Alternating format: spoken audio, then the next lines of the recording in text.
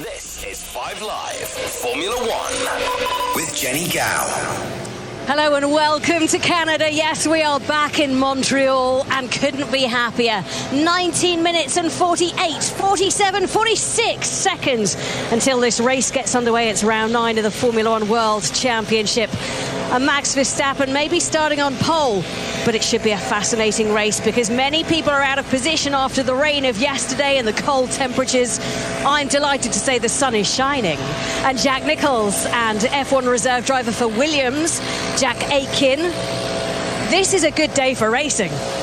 Looking forward to this, Jenny. It's always a bit of fun, Canada. I like the track. It's been on the calendar since 1978. The walls are very close. Mistakes are punished. It's a little bit of a sort of odd track on the calendar and a little bit quirky. So I like it. Verstappen on pole, Alonso second, Sainz third, Hamilton fourth. You've got Leclerc starting down at the back of the grid. Perez is in the midfield. There's lots of ingredients, as you say, for it to be pretty interesting. And a short dash, Jack Aitken, down to the first turn, which always gives us high drama. Yes, it's one of the trickier first corners on the F1 calendar because as you go into turn 1, it's not a straight actually, it's a kink to the right, you brake, turn left into turn 1 and straight into the tight right-hander of turn 2. So in previous years we've seen collisions even before the first corner as people get squeezed on that kink into the first braking zone, and then you have the compression of all the cars diving into turns 1 and 2 trying to fight for position, people running wide, coming back on the track at turn 2. So it's a potential flashpoint, that's for sure. Yes, it certainly is. Lots of flags fluttering to my right. There's still quite a strong gusty breeze every now and then, which is just lurking to catch the odd driver or two out. But the grandstands are utterly packed with people delighted to see that racing is back. We've had 2 years where COVID has meant that we couldn't come here, but we are back, and Lance Stroll for Aston Martin gets to go out in front of his home fans again. And for the first time, Nicholas Latifi at Williams gets to drive in front of a home crowd. So 2 Canadians. Unfortunately, they're kind of languishing a little bit at the back due to, the Williams being the Williams and the Aston Martin having a rubbish day yesterday. But at the front, Nicholls, I will call you for the benefit of everybody at home today, and Aitken, I will call you Aitken, so excuse the formality or informality. 34 points. Leclerc now trails Verstappen in the championship, and actually it's Perez in second place who trails Verstappen by 21 points. Leclerc from the back of the grid where I'm standing right now in the Ferrari has to get clean and has to get forward. I think that Leclerc's progress today is going to be the sort of important one. I think there'll be a lot of distractions with very interesting things happening over the rest of the Grand Prix. Verstappen should be able to reasonably control it at the front, but if Sainz can get ahead of Alonso, he could be in the fight. Hamilton in the race pace might be doing okay, but Leclerc's progress is what is going to sort of minimise his championship loss to Verstappen today, because 34 points is a lot. Obviously, if Verstappen finishes ahead, it will increase. So it's to what point will that increase before Leclerc can try and get back on top of things at Silverstone in a couple of weeks' time? Yeah, not long until Silverstone. Can't wait for that as well. National Anthem's coming up in just a moment's time. I'm going to start the grid walk in a second after that's finished. But and you know I'm what, right Jenny? At the back of the grid. Just thinking about it, because we're about to have the Canadian National Anthem. They've Formula One's been latched into Canada since the late 70s, but it's still trying to break America. It's really interesting, that difference. Yeah, well, the Canadian National Anthem hasn't changed at all since then, you'll be pleased to know. It's still O Canada, and this is Melissa Bedard going to be singing it for us.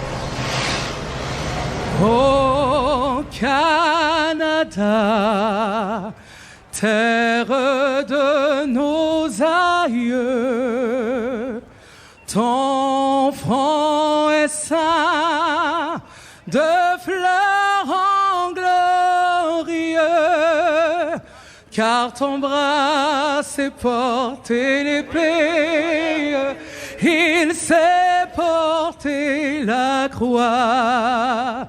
Ton histoire est une épopée des plus brillants exploits. God keep our land glorious and free. Oh, Canada, we stand on guard 40.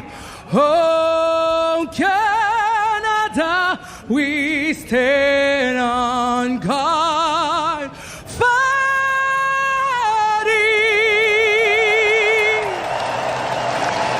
Melissa Bedard with "Oh Canada," the crowd on their feet, waving their caps around. Henry Moran, I hope it's exciting where you are. It's the one-day international, England versus the Netherlands. And it has just concluded, Jenny. England winning by 6 wickets with 29 balls remaining. They take an unassailable 2-0 lead in this series. David Milan and Moeen Ali seeing England over the line. It's been another memorable day here in Amstelveen. England winning by 6 wickets. Thanks so much. Now, is that a sign? That is the question. England beat the Netherlands, and at the front of this grid, Max Verstappen will start in pole position. Fernando Alonso right next to him in second. His best qualifying since Germany 2012 in the Alpine, and then lurking behind in weight, Carlos Sainz in the Ferrari, and Lewis Hamilton, his best qualifying so far this season, starts in 4th place in that Mercedes. So at the back of the grid, let me walk you through. We have the number 22 car of Yuki Tsunoda. He changed his power unit, so he gets to penalised, and he will start just behind the car of Charles Leclerc, the man who needs to claw back points in the championship, the Ferrari man. And just next to his car, Jack Nicholls, it says "On se souviendra Gilles Villeneuve, 1950 to 1982." And this is the circuit Gilles Villeneuve. Everybody paying their respects, Jack, this year. Yeah, well, it was the first ever Grand Prix at this circuit was won by Gilles Villeneuve in 1978, the coldest Formula One Grand Prix in history. And this is the 40th anniversary of his death. He was killed in 1982 in an accident in qualifying in Zolder. So a notable anniversary for Gilles Villeneuve, and a Ferrari driver in the famous number 27, and many people liken Charles Leclerc to Gilles Villeneuve in that sort of extravagant and flamboyant way that he drives the car. Well, Yuki Tsunoda just passes to my right with a burgundy baseball cap on, and then to my left is Charles Leclerc as he just puts a little towel over his head. It's relatively warm here today, certainly compared to yesterday. The temperatures have shot up. He's got the number 16 on his back, almost like a football shirt, but he's in his red overalls. Then if I walk forward, Nicholas Latifi, his number 6 Williams car is waiting to go. A disappointing qualifying for him, but let's see what he can do in the race. He'll go out and savour driving in front of his home fans. He's not had the chance to do that before, as the crowd wave at Charles Leclerc, just beckoning him to wave back at them. Lance Stroll just to my left, another Canadian, as he jumps over in his overalls into the pit wall and the lane over there, and his car is just having a little bit of final work done to it, an umbrella over the cockpit. Jack Aiken, it does get warm, doesn't it, for the drivers, with the car just sitting on the grid, baking in the sunshine? Yeah, you'll see a lot of the mechanics trying to cover the cockpit with an umbrella just to try and prevent some of the heat soak that goes on the grid.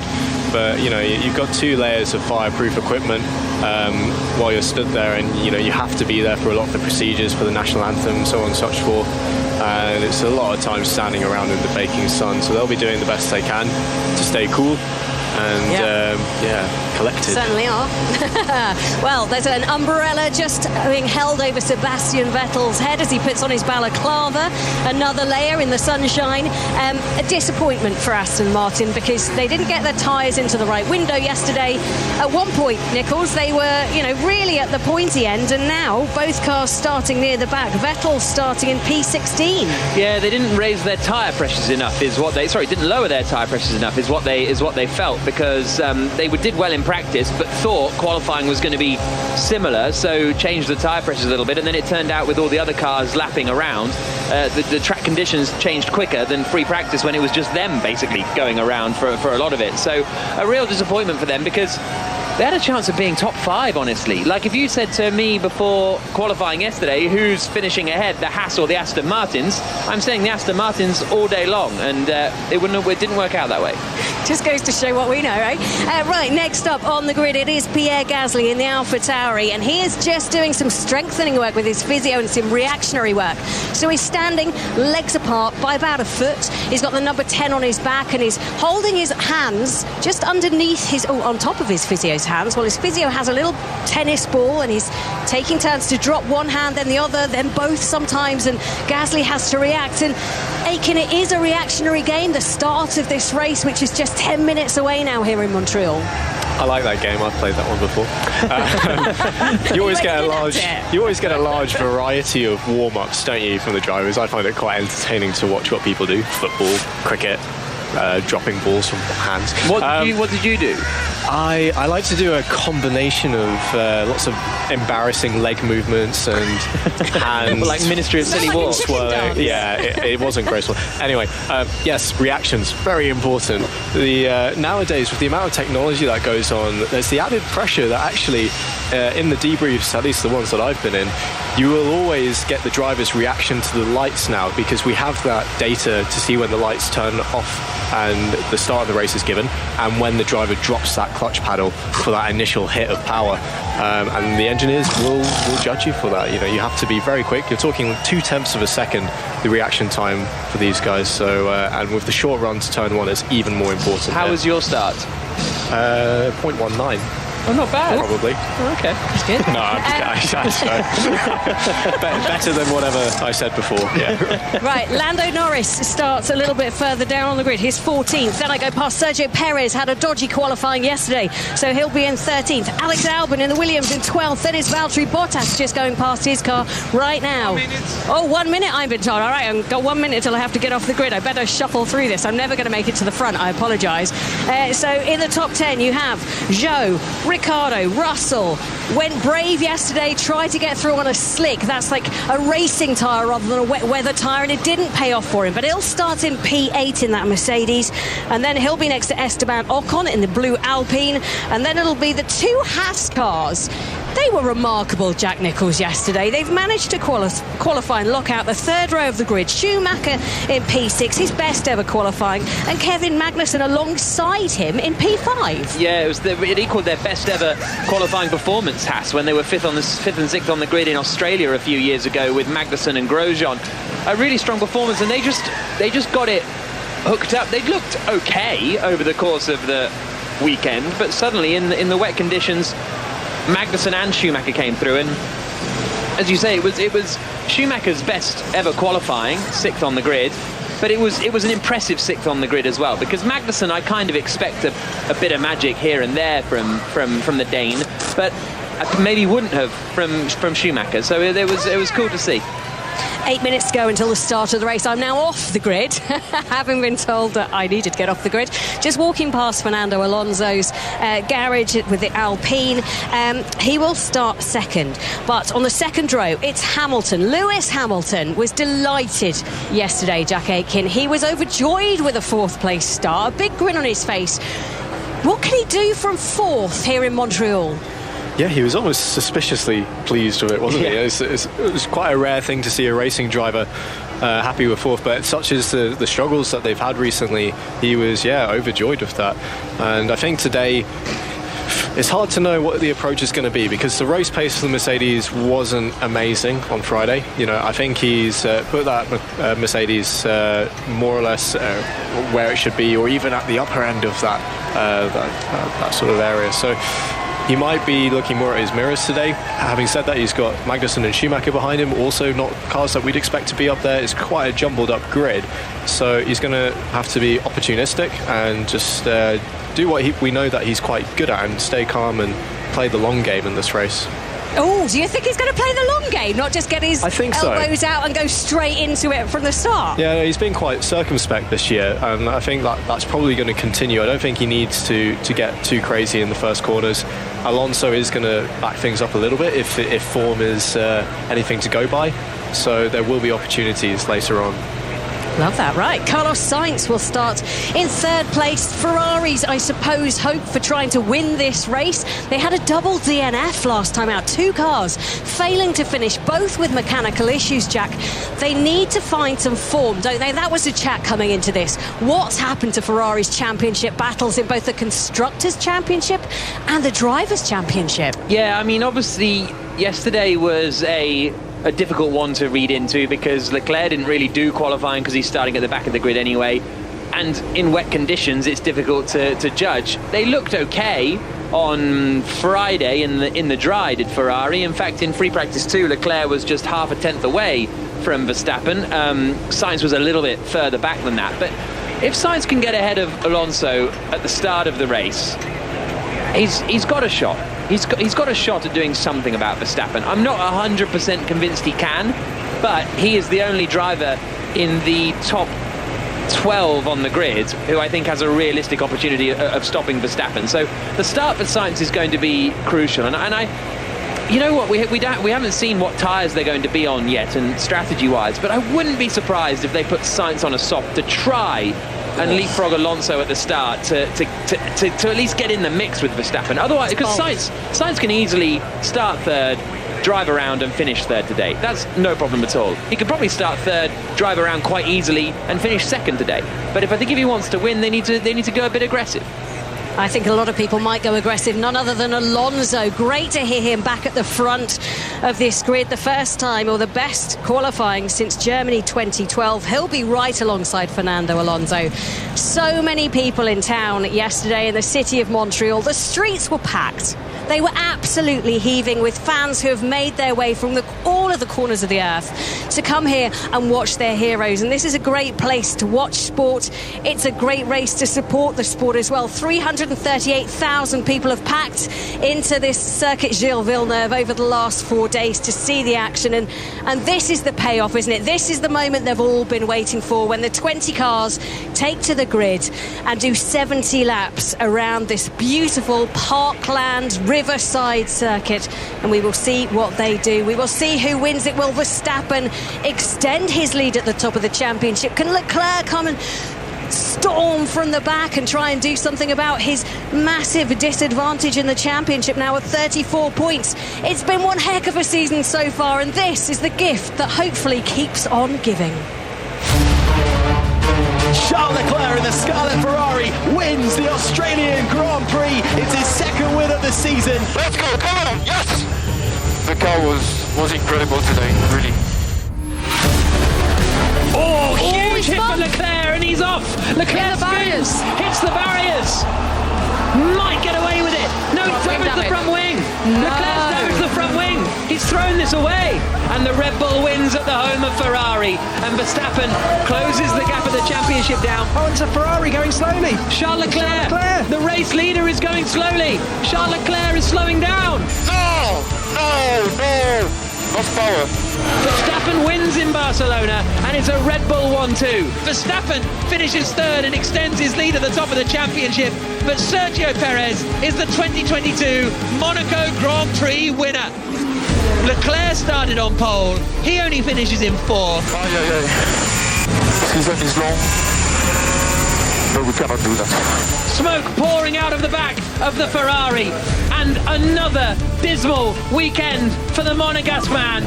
He's out of the Azerbaijan Grand Prix. Problem, engine. And in a season where things just keep falling apart for Ferrari, Max Verstappen wins again. Victory in Azerbaijan. Was that a good race? Or was that a good race? You tell me. Well, that was a good race last time out, just 1 week ago. This season is coming thick and fast. This is round 9 of the Formula One World Championship. Live from Montreal, I'm Jenny Gow. I'll be pit side to talk about all the reaction, what's happening, pit stops, any of the gossip and drama I can bring you. But in the commentary box, watching on for this race, we'll have the F1 reserve driver for Williams, Jack Aitken, and alongside him, calling the race, calling the drama, it is Jack Nicholls. Well, speaking of drama, Jenny, that little montage was just from the last 6 races. That could have been a season of Ferrari disappointment, but it was all in the last 6 races. Unbelievable how things have turned around in this Formula One World Championship.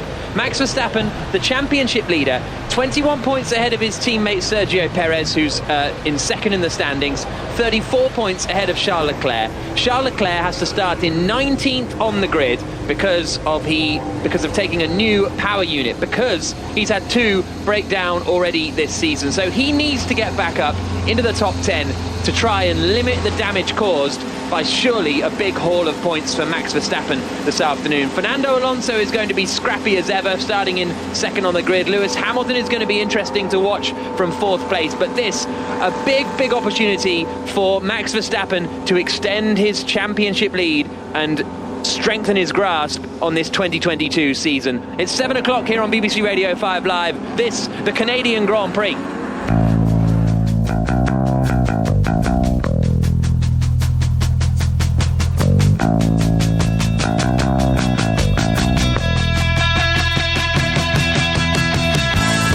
The cars making their way around on the formation lap, and this is the grid. Max Verstappen on pole position for the Red Bull team, with Fernando Alonso alongside him on the front row in the Alpine. Carlos Sainz is 3rd for Ferrari, Lewis Hamilton 4th for Mercedes. The 2 Haas of Kevin Magnussen and Mick Schumacher are 5th and 6th. Esteban Ocon is 7th. George Russell, Daniel Ricciardo and Zhou Guanyu complete the top 10.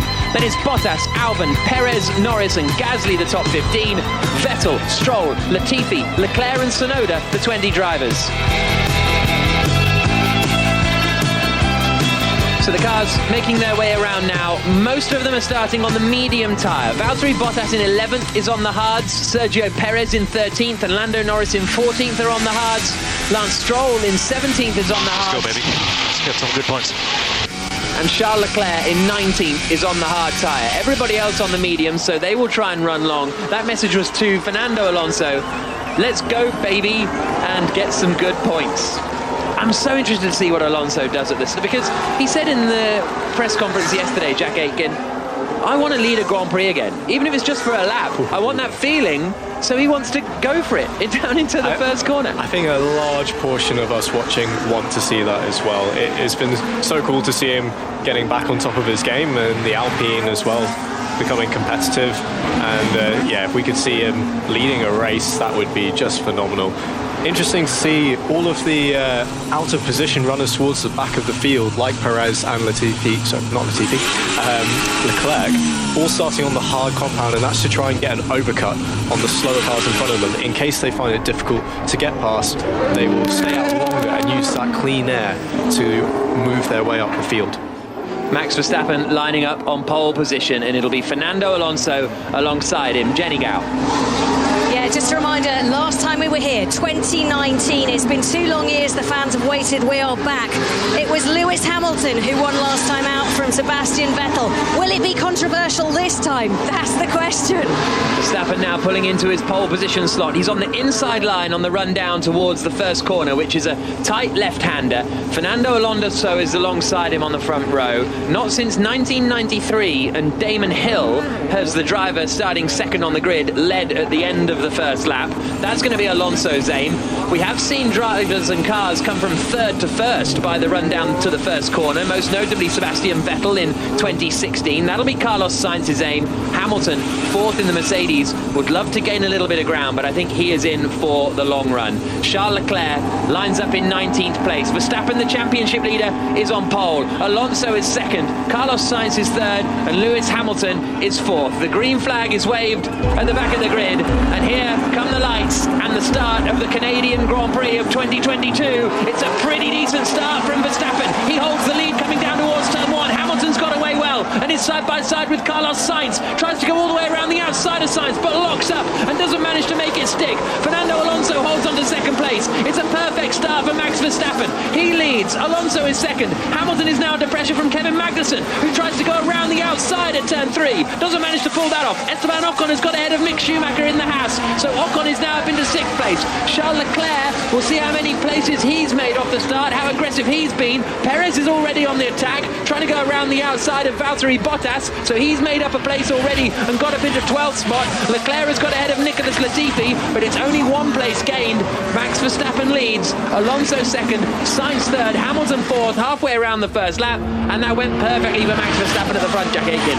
Yeah, that's exactly what he would have been imagining when he was practicing his race starts yesterday, and visualising them this morning.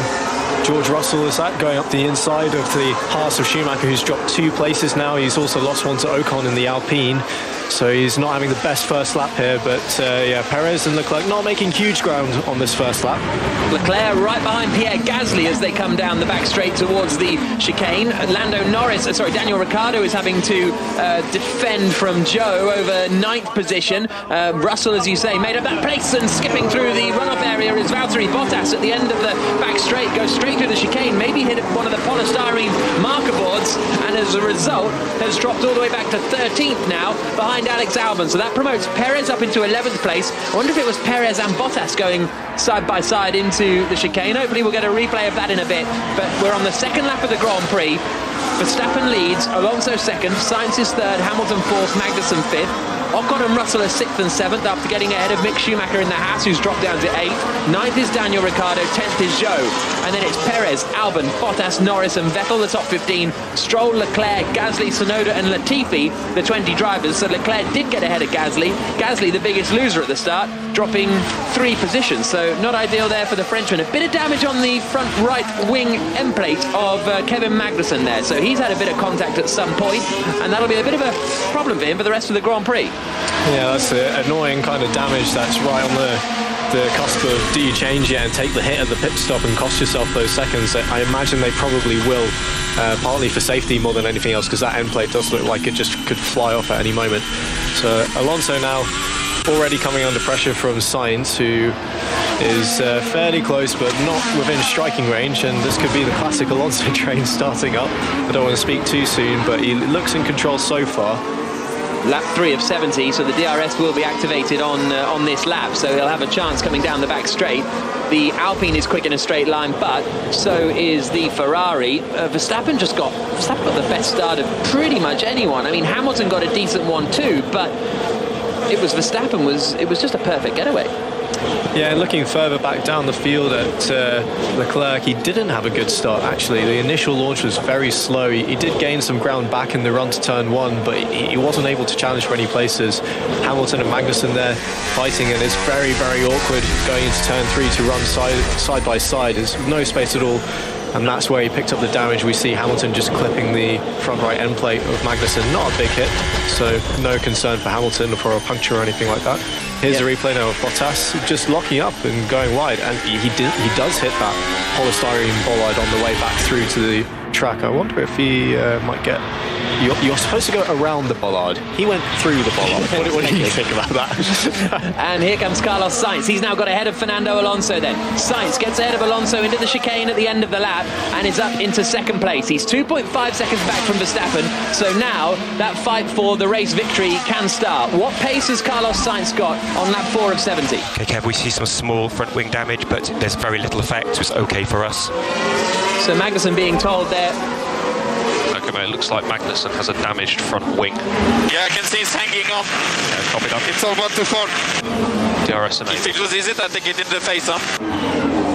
Ocon, I think, trying his hardest to get Magnussen a bit of not a penalty, but an instruction to come in and fix it, because it's not really flapping off that bad, to be honest, the little piece on the front of Magnussen's car. I think he got 2 hits. I think he got hit once on the way into the corner, and then when he sort of slotted in behind Hamilton, I think there was another clip as well, and that's what did it. Alonso is going to be under pressure here from Lewis Hamilton, but I think he'll have maybe the DRS still from Carlos Sainz ahead. So through the hairpin at turn 10, and now they start the long blast back towards the final chicane and the pit lane. Fernando Alonso is behind Carlos Sainz, only 0.8 of a second behind actually, as they come down towards the chicane. As a result, Hamilton, even though he's in DRS range of Alonso, isn't close enough to make a move into the chicane. Sainz on that last lap, having cleared Alonso, comes across the line and was 0.6 of a second slower on that last lap compared to Max Verstappen. So Verstappen's lead goes up to 3.1 seconds on lap 5 of 70. So Alonso it was more danger of Alonso getting back past Sainz on that back straight than Hamilton getting past Alonso. The straight line speed of that Alpine does look pretty good. I know they have a new rear wing update that's been brought for this race, which is skinny, as a lot of teams have done, to try and get that top speed boost. Lap 5 of 70 in the Canadian Grand Prix here on BBC Radio 5 Live. After this, we will be keeping you up to date, and during the race as well, with all of the golf in the Open that we've got coming up over the rest of the evening. Down in the pit lane, though, is Jenny Gow. Yeah, just looking at strategy. So we're expecting those that started on a medium tyre, which is most of the field, to have to come in around lap 22 to 28. Now, the thing is, it's a short pit lane and they can go at 80 kilometres an hour. That's the speed limit that they have to come down to. But it means that the pit stop should be around 18.5 seconds total time lost. 9 seconds if there's a virtual safety car or an actual safety car. So people could go one stop, they could go two stop. We'll see what they can do. If they get stuck in traffic, they might choose two stops just to get themselves out of a pickle. Russell has got ahead of Kevin Magnussen and up into 5th position. So Russell now into 5th with his teammate Hamilton in 4th. He's made good progress, Russell, having started in 8th place. Carlos Sainz sets the fastest lap of the Grand Prix. That's a bit more like it. Vettel has just pitted from 15th, as has Pierre Gasly from 18th places. So those are pretty early pit stops from them. But that's a better lap from Sainz. He's complaining on the radio of front right graining, but then does the fastest lap of the race. So that's, as I say, more encouraging for the Ferrari, because that first lap in clear air was a little bit depressing if you're a Ferrari engineer, to be 6/10 slower than Verstappen over one lap. Yeah, it's looking a lot more like it now, though Alonso is still clinging on to the back of him. He was only 2/10 slower on that last lap, and the gap is still below a second, so he will still get that DRS when we come around to the back straight again. Now on board with Guan Yu Zhou. And he has managed to get ahead of Daniel Ricciardo. So Zhou has managed to get in the Alfa Romeo ahead of the McLaren of Daniel Ricciardo coming into the chicane. So nice move there. Sainz is, again, continuing to close in on Max Verstappen on this lap. Alonso still with him, Hamilton still with him. Russell is 3.7 seconds back. Leclerc, meanwhile, is in 15th. So he's got ahead of Stroll. He's taken the position away from Vettel after Vettel pitted. They've gone onto the hard tyre, so it's an interesting choice to pit that early. Sainz, though, again sets the fastest lap of the race and closes the gap down to 2.7 seconds. So that's very, very encouraging for Ferrari. A 1 minute 17.9 for Carlos Sainz, but Verstappen is responding and pushing in the first sector of this lap, lap 7 of 70, and we'll see what kind of pace Sainz can have. He's already lost 0.3 in the first sector alone to Verstappen, though, on this lap. So fascinating battle up at the front with Alonso sticking with them. Hamilton's actually dropped out of DRS range of Fernando Alonso. He's running in 4th. The other Mercedes of Russell is 5th. Magnussen is 6th in the Haas. Ocon, Schumacher, Zhou and Ricciardo are the rest of the top 10. We're just having a look at Pierre Gasly, who came into the pits and nearly smashed into the back of Lance Stroll. You brake later to go into the pit lane than you do for the chicane, and he nearly got caught out by it. It's a very awkward pit entry and pit exit here, because you end up on the racing line in both cases, so drivers have to be extra careful. And there has been a black and orange flag given for Magnussen, and here's the radio. Okay, Kev, we have been given a black and orange flag, so we have to pit to change this front wing. We had this in Baku last race as well. Ocon's having a look at the back of into the pits. Now comes Magnussen. Ocon was trying to get past Magnussen. Magnussen comes in, and they will have to change that front wing, and that is effectively ruined. Well, maybe not completely ruined, but it'll take a lot of time. Jenny? He's just in front of me, actually, so a long hold while they're trying to attach this new front wing. So they've taken off the old one, the new one goes in, there's a few clicks and twirls to do. He's off, he's not off, they've still got one little bit to do. There we go, just a hand comes out from the mechanic. He's on a hard set of tyres. I wonder if they're trying to go to the end now on this hard set of tyres. Let's see how they can go. It's a long way. Lap 8 of 70 here in the Canadian Grand Prix. Later on we'll have full commentary on the golf starting at about 9 o'clock, and we can get an update now from Ian Carter. And Rory McIlroy starting off just 3 shots off the lead with his opening tee shot. Decent one as well, Jack, down the right-hand side, just run into the semi-rough, but no problem off the first tee. And so McIlroy, who finds himself at 1 under par behind the 2 co-leaders, remember, Will Zalatoris and England's Matt Fitzpatrick. They'll be off in about half an hour. Thank you very much, Ian. Full commentary later on, as I say, of the US Open. Sergio Perez in the Red Bull is pulling off the circuit. The Red Bull appears to have broken down and is pulling off at the side of the track at turn 8. His teammate Max Verstappen sets the fastest lap of the race. I lost the engine, man. Yeah. I'm stuck in gear. But Perez has lost the engine and retired. Well, reliability problems this time for the Red Bull squad, and that is going to be concerning, because they're other car, Max Verstappen, leading the Grand Prix. Carlos Sainz closed in by 0.3 of a second on that last lap. It's good news for Charles Leclerc, because the virtual safety car is deployed now, so that means everybody has to slow to effectively a speed limit, and Leclerc has got up to 13th place. Perez, who's second in the championship, is out of the Grand Prix. Will be a concern though for the Red Bull team.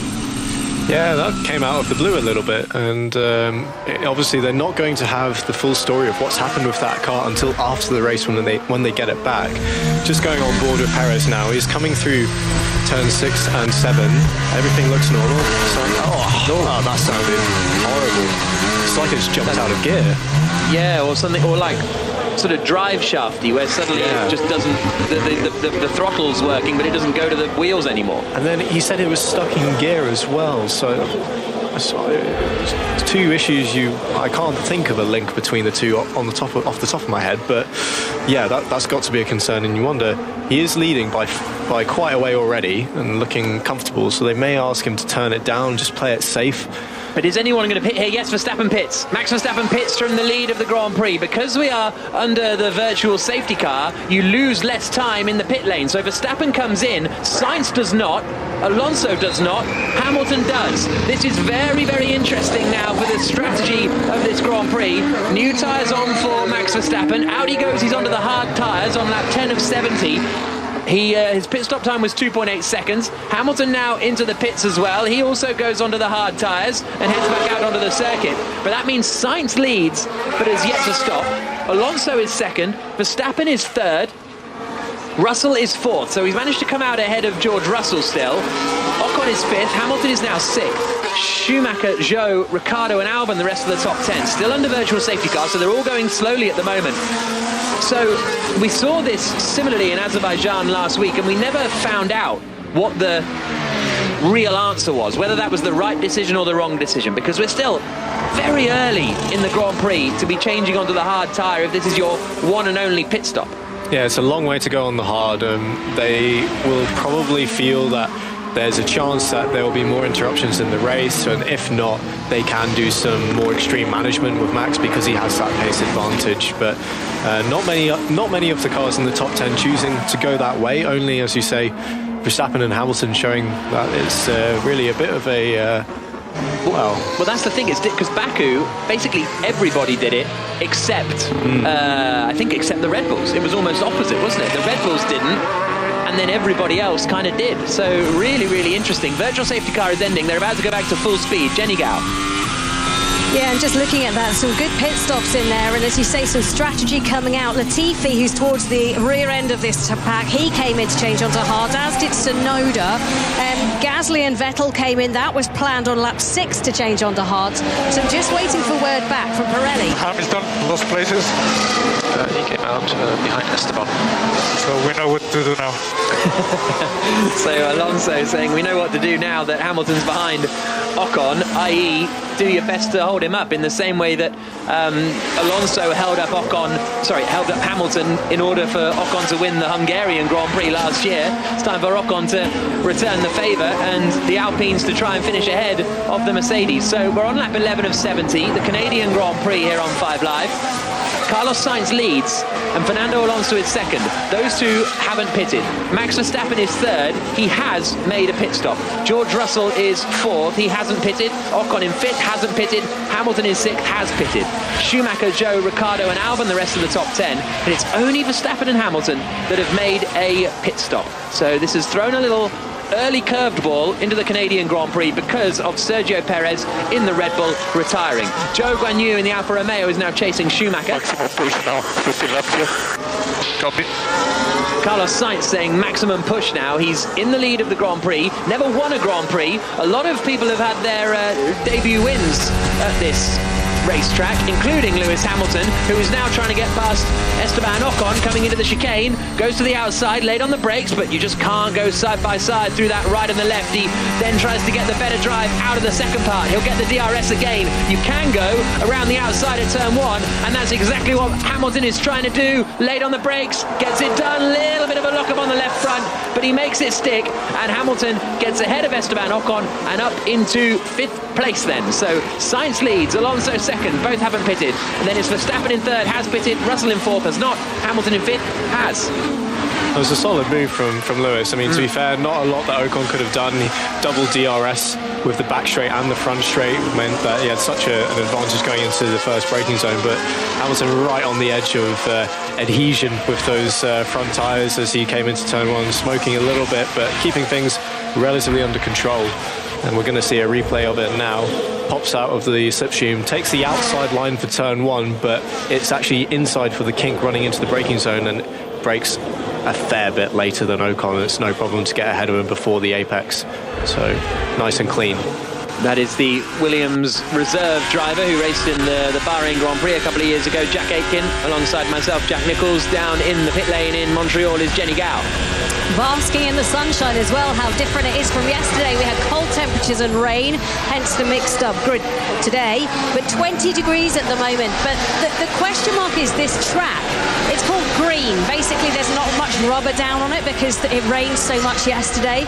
So the teams don't know what to expect from these tyres. A lot of them think the hard tyre is the best tyre to be on out there, so that's why quite a few of them have changed onto the hard tyre already. But they don't have the data to tell them how long it will go. So it's a case at the moment, if you're on that hard tyre, of suck it and see, and they'll try and get to the end without having to stop again. But will they be able to make it? That's the big question. Well, Verstappen at the moment is push it and see. He's just at the fastest lap of the Grand Prix, a tenth quicker on that last lap than Carlos Sainz. He's only 6.4 seconds back from the Spaniard who leads the race. So at the moment, Verstappen is what I wouldn't exactly describe him as being in a tyre-saving phase. No, and it's the same when you look at Hamilton. You know, he's obviously just passed Ocon, but he was quicker already than his teammate Russell, who is still on the medium tyre in front of him. And on this lap, the pace is very similar, if not in favour of Hamilton. So the hard tyre looks like a good race tyre. And I wonder if that medium is just suffering a bit in these much hotter conditions.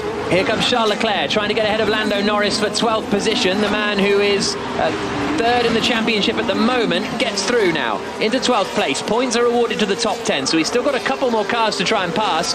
The first of those is Valtteri Bottas, who's running in 11th. Then the next is Alex Albon, who's in 10th place at the moment in the Williams and having a very strong run. On that last lap, Verstappen was again a 10th quicker than Carlos Sainz, but it's whether it could be now that both Sainz and Verstappen have to stop again, potentially, because of how early Max Verstappen pitted. Now, Verstappen will be able to pit later than Sainz and have a fresher tyres towards the end, but I guess they didn't want it. It was a difficult call, that, for Verstappen, whether you stay out or come in, because if you stay out, you keep track position, but then Sainz probably would have pitted. I imagine the instructor to Sainz would have been do the opposite to whatever Verstappen does. Yeah, it's when you're in the position behind that Sainz is, and especially considering they probably aren't the quicker car to hit here today, yeah, they have to do something different just to try and get lucky. But Verstappen, he's going to get that track position back fairly quickly. I think he's now less than a second. Yeah, he's now in DRS of Alonso. That shouldn't take him too long, so he'll be up to P2. He'll have a bit of free air, and he's really got a lot of track position and time to manage those tyres the way that he wants to after that.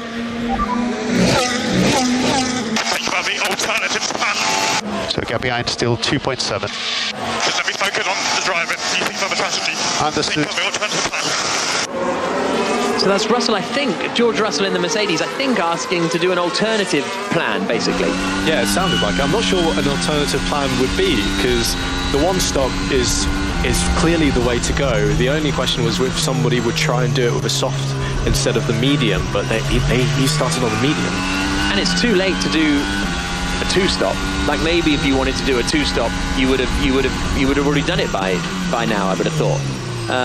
Interesting message there from Russell. Here comes Verstappen now on the back of Fernando Alonso. They're coming down the back straight. Lap 15 of 70. Verstappen started this Grand Prix from pole position, and he's going to breeze past Alonso here with the slipstream and with the DRS. And Verstappen is up into second place. He's about 5 seconds back, 5.5 seconds back from Carlos Sainz, but now he will try and close in on the Ferrari driver. They both potentially have one more pit stop to make. Let's check in at the US Open. Ian Carter. Excellent start from Rory McIlroy, found the green in 2, has just holed the putt, clenched fist in celebration, and a birdie at the very first hole for McIlroy to move into 2 under par, 2 behind the joint leaders Matt Fitzpatrick and Will Zalatoris, who've yet to tee off. And we'll be back there after the Grand Prix for full coverage from Massachusetts. We're on lap 16 of 70 though, in, well, only sort of a little north really, aren't we, on the East Coast. And this is the Canadian Grand Prix on BBC Radio 5 Live. And the sound you can hear is Charles Leclerc's Ferrari. Now he is up behind Bottas, who's up behind Albon. And these three are all still queued up right together. Bottas unable to get past Albon in the Williams at the moment. Yeah, this is actually probably one of the worst case scenarios for someone like Leclerc who's trying to cut through the field. He's got 2 cars in front of him, the lead car of which is quite slow at this stage of the race. Bottas is trying to get past and has the DRS on Albon, and while he has that DRS advantage, Leclerc's not going to be able to get close to him on that back straight because of the speed gain that Bottas will have. So he's going to be sitting there waiting for either a mistake from one of the 2 in front of him or for Bottas to clear Albon so that he can then have a crack at him. Here comes Bottas now. He's closer, I think, than he's been previously. He's less than 0.4 of a second behind the Williams as they come down the back straight towards the final chicane. Albon holds the middle of the road, just curves the inside. Bottas to the outside, but Bottas is rarely braver on the brakes than those around him, and at the moment it is remaining to be the case as they come down into the first corner. Once again, Bottas has the DRS, but he's not close enough. So Albon's looking fairly comfortable there at the head of this queue. Not obviously super comfortable, he's under a lot of pressure, but he's managing it well at the moment. Comfortable in a straight line, that car is. I think. It looks like he's got good top-end speed, because even with Bottas exiting fairly well from the hairpin and getting good drive with the DRS, you could only pull alongside the Williams, and then it's just who's bravest onto the brakes, and Alex was more than a match for Bottas on that occasion. So he's going to have to try something a little bit different here, Valtteri. Yeah, absolutely. Lap 17 of 70, Jenny Gow. Yeah, just looking at strategy now, for those who haven't come in, which by my reckoning is over half of the field, they're looking at coming off the medium tyres sometime between lap 22 and lap 28. So they're going to want to go as long as they can, just in case there's a safety car or a virtual safety car, which would give them a cheap pit stop. But at the moment, a lot of laps still to go, 53 laps to go, and quite a lot of cars still circulating out there on their original tyres. Here comes Bottas now. He's getting alongside Albon as they come into the chicane at the end of the lap. But Albon's still there on the inside. He's very late on the brakes, but Bottas makes the move around the outside, and Leclerc is now surely going to breeze past into the first corner. So as soon as Albon got passed by Bottas, Leclerc then sweeps past 2 and up into 11th position. So Bottas in 10th, Leclerc in 11th, just 1 place away from the points paying positions. Albon's spirited defence drifts away. He's now going to be coming under pressure from Lando Norris. And this is still a strong race from Albon, considering the Williams is basically, is it fair to say, the slowest car out there? Williams reserve driver Jack Aitken. Put me on the spot right there. Yeah, it's slower than a Ferrari. It's not one of the strongest circuits. You can see the straight line speed is good, but Albon is sliding quite a lot with those rear tyres already, struggling, and he was a bit unlucky there in fighting Bottas for that position into the last corner.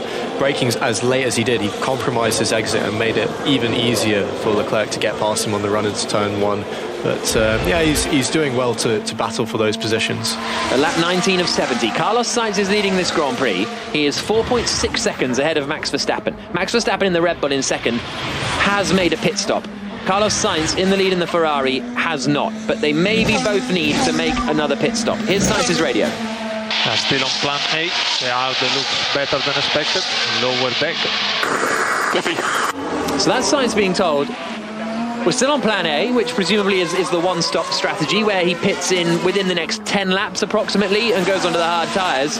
And then he's being told the tyres you're going on to are looking better than expected, much lower degradation. The tyres aren't falling apart as much as we feared. So that's, broadly speaking, good news for Sainz, although the fact that the tyres are looking better and no degradation maybe means Verstappen could eke it out, potentially. Yeah, I think his pace is actually really good at the front of the field, as we see the Alpha is that Zhao passing Haas's Schumacher. and he's gone wide. Yeah, Schumacher went straight on down at turn. That looked like a problem. Yeah, it looked like he just pulled off rather than going straight on. Yeah, yellow flag is out as Schumacher, I think, has pulled off the circuit, and this will be a real shame for Haas if both of them are out of the Grand Prix, and they are. Schumacher is out.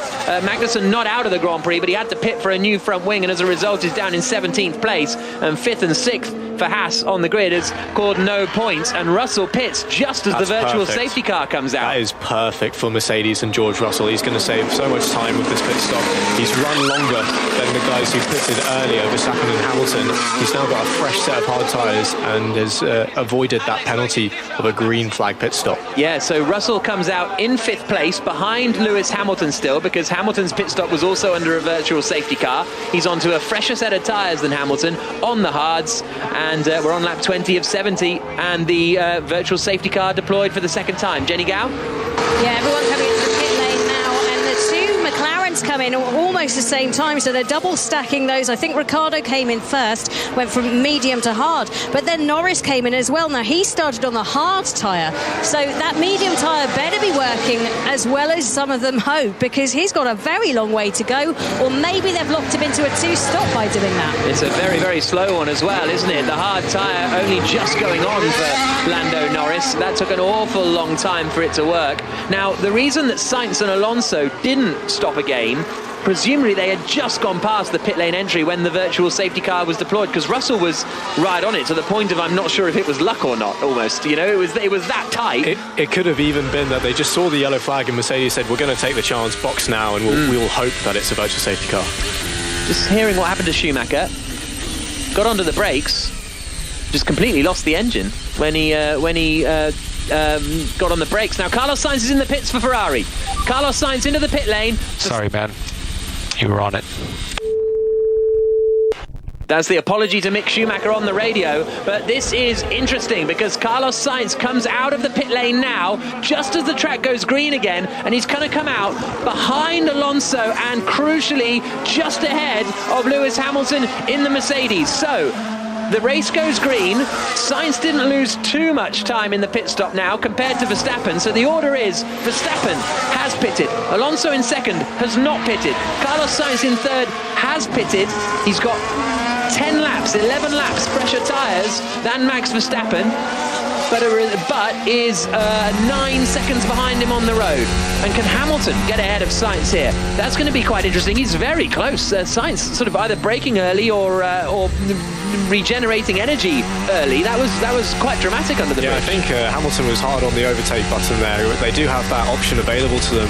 He's putting a lot of pressure on while Sainz is finding his feet with these new set of tyres. And he's not too far away from the back of the Ferrari, but that's probably too far to have a go into the last chicane. 0.6 of a second back as Hamilton opens the DRS coming down the back straight. He did just lose a little bit too much ground in the hairpin, I think. So across the line comes Verstappen. He has made a pit stop. His tyres are 12 laps older than Carlos Sainz. Alonso is second, still yet to pit, which is an interesting decision from Alpine. Third is Carlos Sainz, who's on a new set of tyres. Fourth is Hamilton, whose tyres are the same age as Verstappen's in the lead, 12 laps old. Then Russell and Ocon. And Leclerc is going around the outside of Bottas into the chicane. Nicely done from Charles Leclerc, and he's got up into 7th place now. So the Ferrari continuing to climb through the field. That was a big send from Charlie. He went very deep on the brake to make sure he got the move done. Missed the first apex to still give the other car a bit of room, and clambered all over the yellow curb on the second apex, which is a bit of a risky thing to do when you've got the wall of champions sitting invitingly on the outside. But we're seeing Alonso now. He's already been caught by the two cars who have made their pit stop. So it's a very strange decision. They're obviously just trying to do something different with that medium tyre. Well, unless they just figured they didn't have enough time, potentially, to come in, or they thought the virtual safety car was going to end slightly sooner than it did. Here comes Sainz now. The DRS pops open. And now they charge down towards the chicane, and there's nothing Alonso can do. Sainz gets through, back up into second place, 9.5 seconds back from Max Verstappen. So an interesting battle now for the lead of the Grand Prix. We are not yet at half race distance. Verstappen's tyres are 12 laps older than Carlos Sainz's. Sainz is 9.5 seconds back. Will Verstappen have to pit again? I think Sainz is comfortably in the window where he can go to the end of the race on these tyres. Verstappen, it's unclear. We're seeing a replay of Daniel Ricciardo's stop, and then it was a double stack for McLaren to get both cars in during that VSC. Lando slightly delayed as he came in, but otherwise looking okay, and it's the front right wheel gun that's slow to get the wheel off.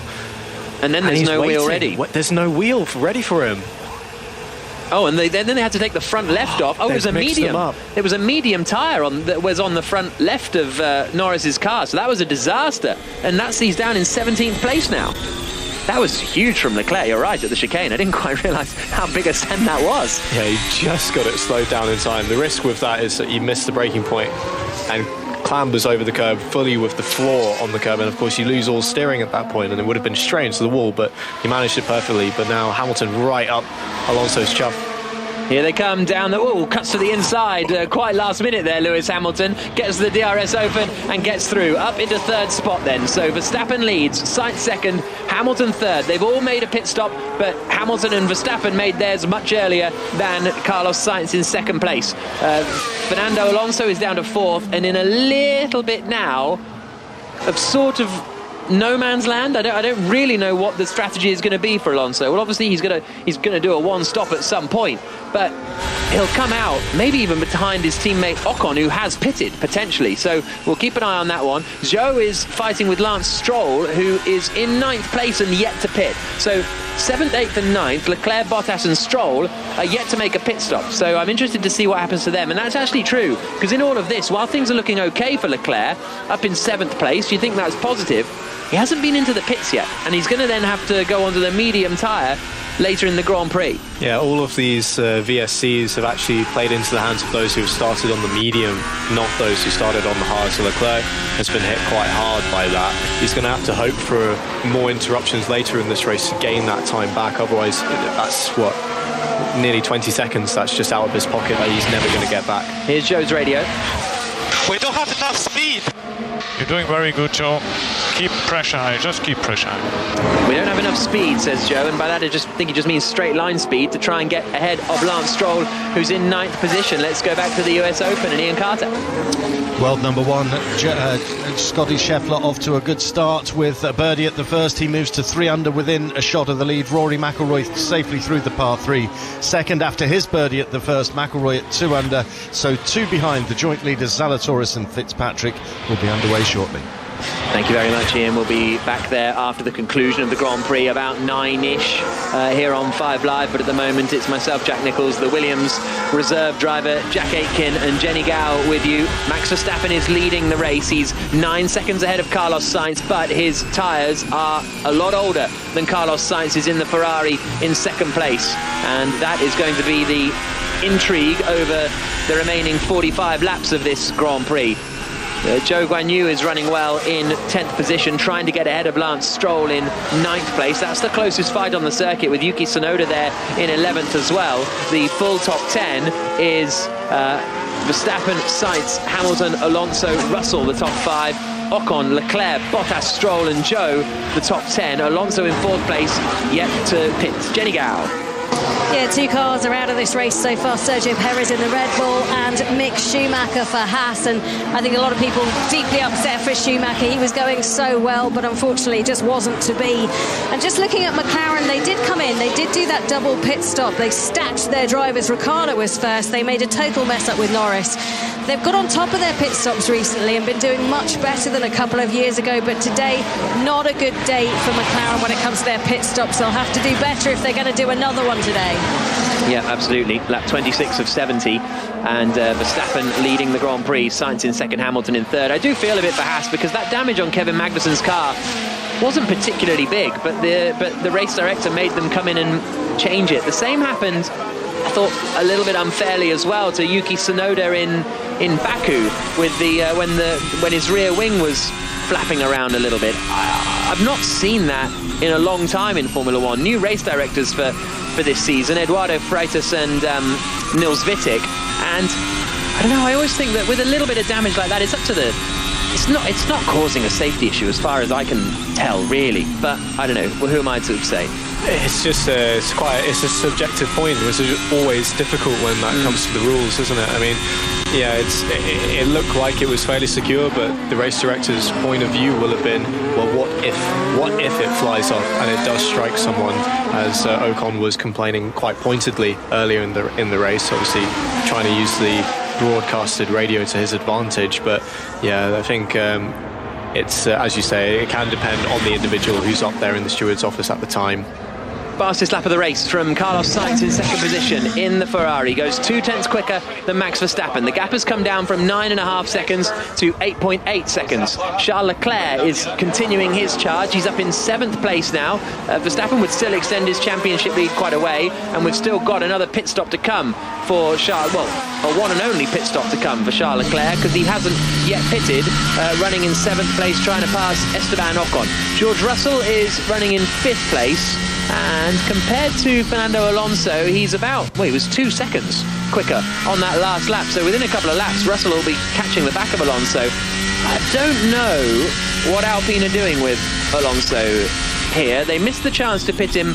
It was fine not to pit him under the first virtual safety car. They certainly missed their chance to pit him under the second virtual safety car. And now... But did they? Because, I mean, they were quite close on tractor science, and they got most of the benefit, even if it went green when Sainz was exiting the pit lane. They must have known that it was going to be... Well, that's what I mean. Sorry, my point, Alpine, they missed their opportunity. They didn't take it when it was there. But he's bleeding time now. Like you say, 2 seconds a lap slower than the cars around him, and he's gonna, even if there is some strategy call that we're missing here, I can't see any strategy that's going to gain him back 2 seconds a lap at the end of this race. Yeah, unless they're just trying to extend in case something else happens. Just get lucky. Yeah. Another VSC, another safety car. That's all that they can do now. Jenny. Yeah, just looking at Charles Leclerc in the Ferrari, he started on the hard tyre, so he's going as long as he possibly can until he'll switch out to go onto the medium compound of tyre and try and make up as many places as possible. But everybody else is going to be watching him as well to give them a clue of how long this hard tyre can go before it starts losing its performance or degrading. That's what they talk about, degradation.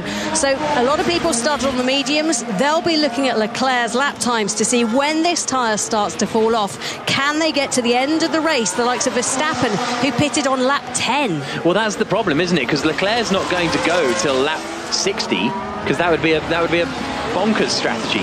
So that's the problem there, is they're not going to get that read from Leclerc. Alonso is now going to pit. He's coming down the back straight, goes straight on at the chicane and into the pit lane. Then the medium tyres will come off. A set of hard tyres will come on. Will he get out in front of his teammate Esteban Ocon? That's going to be the sort of tight part. If he does, he's still in a fairly solid position. If he comes out behind Ocon and Leclerc, that's not going to be ideal. 2.8 seconds the pit stop time for the Alpine team. He comes out now, gets on the gas, and he is behind his teammate Esteban Ocon and Charles Leclerc. Now, he's going to have fresher tyres. Maybe they'll get Ocon to move out the way, and still that 5th place seems doable for Alonso, which I think if you'd have given him 5th at the start of the Grand Prix, it wouldn't have been bad. I don't have the grip. I just don't have the grip in exit. It's so bad. With no traction at all. Copy, understood. Leclerc saying he's got no traction at all, and as we're riding on board with him, we see him sliding all over the place coming out of turn 7. Providing us an example to prove his point. And that's super critical at this circuit more than most. You've got so many chicanes, they're a little bit stop-start, the hairpin which leads onto that massive back straight, and if you can't get the traction, you immediately lose 1 or 2 car lengths to the guy in front, and it's just too much for an Alpine that's got quite a good top-end speed at the moment.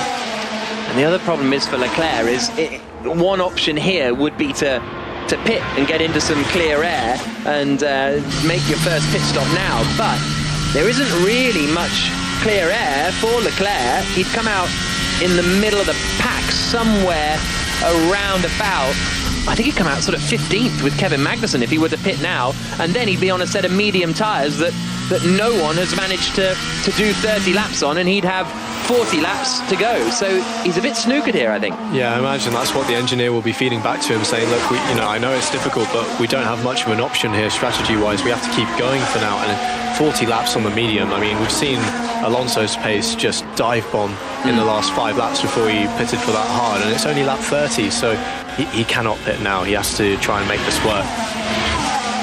Lap 30 of 70 in the Canadian Grand Prix here on BBC Radio 5 Live. This is the 9th round of the Formula One World Championship of 2022. Max Verstappen leading the championship and leading the race, but Carlos Sainz in second in the Ferrari is going quicker than the Red Bull, and Verstappen may run into tyre problems towards the end of this Grand Prix. Verstappen is leading, Sainz is second, Hamilton is third, Russell is fourth, the two Mercedes going in third and fourth then. Ocon is fifth for Alpine, sixth is Charles Leclerc, who's yet to stop, Alonso is seventh, eighth is Valtteri Bottas, who is also yet to stop, ninth is Lance Stroll, who's yet to stop, but not for much longer, because here comes Joe. No, can't quite get the move done on Stroll as they come into the chicane. The home driver, Lance Stroll, in the city he grew up in Montreal, under big pressure from Zhou Guanyu, the Chinese driver in the Alfa Romeo, but he's not able to make the move yet, even though he's having a pretty solid drive, I would say, Joe. It's not, I don't think it's really harming his race that he's stuck behind Stroll, because he's 5 seconds back from Bottas' teammate, but Bottas hasn't pitted. He's not really going to be fighting Alonso. I wouldn't be surprised if he finishes behind Leclerc. So although this is frustrating for Joe, I don't think in the grand scheme of things it's wrecking his afternoon. No, it's not like there's a bunch of cars in front of him that he'd be chasing down. I think realistically that's sort of his race now with Stroll. But I'm just looking at the pace, and the Mercedes are looking better than I expected, better than what they did in Friday long running. There are only 4 cars in the 1:17s on the previous laps, and 2 of them were Hamilton and Russell, the other 2 being Verstappen, our race leader, and Carlos Sainz, who's chasing him down and also showing a pretty good turn of pace. Yep, it was a tenth slower on that last lap was Sainz, but the gap was 9.5 seconds. The gap is now 8 seconds. It's taken quite a long time for that gap to be chipped away. Charles Leclerc close to the back of the Alpine of Ocon, but not quite close enough. It's interesting because we saw Alonso get overtaken fairly straightforwardly by Sainz in the Ferrari and by Hamilton in the Mercedes. So the straight line speed wasn't outrageous from Alonso, but Ocon is able to keep Leclerc behind. Now Leclerc has been struggling about traction and struggling with traction, and that's why he maybe can't keep quite as close, but I'm surprised that he's been able to stay ahead this long, Ocon, although his tyres are much fresher. Sometimes you can damage the tyre working your way through the field, because the traction that Charles has been talking about is the thing that really sets you up for overtake. So he would have been leaning on that very heavily in the first laps of the race to try and get past as many cars as he could, get good exits, and really, to maximise the overtakes. And when you do that, you're taking life out of the tyre, so it's possible that he's just run himself into a little bit of a corner here. Now Matt Fitzpatrick is teeing off at the US Open. Ian Carter. Just teed off, Jack, and found the middle of the fairway. Very composed, balanced looking swing, so a good start for Fitzpatrick as he makes his way down that opening hole, sharing the lead with Will Zalatoris, with whom he's playing today, and also Scotty Scheffler, because the world number 1 has birdied his first 2 holes, and Rory McIlroy at 2 under par now, 2 shots behind, has a tester to come to save par at the 3rd. Thank you, Ian. Lap 33 of 70, so almost half race distance in the Canadian Grand Prix, and after this we will be heading to the US Open for sort of the remainder of the evening, really, here on 5 Live Sport. Lap 33 of 70, Verstappen is leading 8 seconds ahead of Carlos Sainz, who's 8 seconds ahead of Lewis Hamilton, who's 10 seconds ahead of George Russell, and Verstappen on that last lap was a couple of tenths slower than Sainz. I feel like I'm already losing tyre grip. Okay, understood. Okay, well, Max Verstappen in the lead of the Grand Prix saying, I feel like I'm already losing tyre grip. He's been on this tyre 11 laps, 12 laps longer than Carlos Sainz, and we're only just at half race distance, so I would be flabbergasted if Verstappen didn't have to stop again. But it's also looking like maybe Sainz will have to stop again as well if Verstappen is struggling this much already. Yeah, it could be a grading phase, although you usually can see that from the driver's point of view. It's like when you have a dark band of rubber coming across the tyre that shows lots of little micro tears appearing in the surface. And that can pass. That usually goes away after a while, and you get a second lease of life in the tyre. But it doesn't sound like that's the case with Verstappen. So, yeah, it's very early on to be struggling with that hard tyre.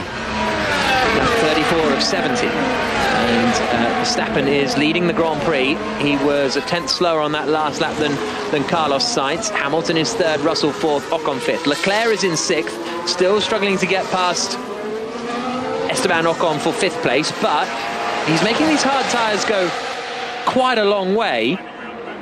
Still, whether he can pit and do the whole second half of the race on the mediums, we're still finding that a bit of a stretch. Carlos Sainz, we might hear him was just clobbering the curbs basically down at the final chicane, and he's putting a lap on. I think it was Lando Norris that he's coming up to put a lap on Carlos Sainz, but Verstappen is still leading the Grand Prix, and this is just going to become how long can they go before they need to pit again. There's a big queue now forming behind Lance Stroll as well in ninth place. He's 4 tenths ahead of Zhou, who's been trying to pass him for about 5 or 10 laps now. And then it is Yuki Tsunoda in the AlphaTauri, who has yet to pit. No, sorry, Tsunoda has pitted. He pitted very, very early though, didn't he? Maybe on about lap 4 or 5, something like that, I think, Tsunoda. Lap 10 it was for Tsunoda. And behind him is Ricciardo. So those 4 cars all fighting it out over ninth position, and Zhou's very close now to the back of Stroll, coming down towards turn 1, but the Aston Martin driver manages to stay ahead for the time being. On that last lap, Verstappen was a tenth quicker than Sainz, so they're lapping very similarly still up at the front. Jenny Gao. Yeah, I'm just having a look at the tyres and what people are hopefully trying to do. They're going to try and push as much as they possibly can at the moment. Lap 34 for the hard tyre for Charles Leclerc, and they're going to have to really hold on to that and see what they can do. Alonso only has 1 hard tyre in his reserve. That's the tyre they've just put on, so he's got no more hard tyres in the stocks.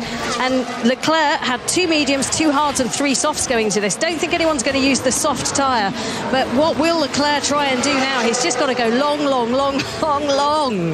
Yeah, and try and do the reverse one stop, I presume, onto the medium tyres, because you have to use at least 2 compounds of tyres, 2 of the soft, medium or hards over the course of a Grand Prix. So Leclerc's only option is to go onto the mediums, but still that's going to be in about, I would guess, at least 10 laps time really. He wants to be going onto those.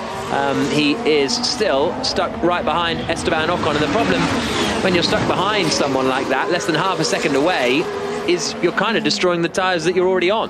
Yeah, at least you have to be very careful about it, because you lose a lot of the aero grip that's pushing your car into the ground, and it's very easy to start sliding.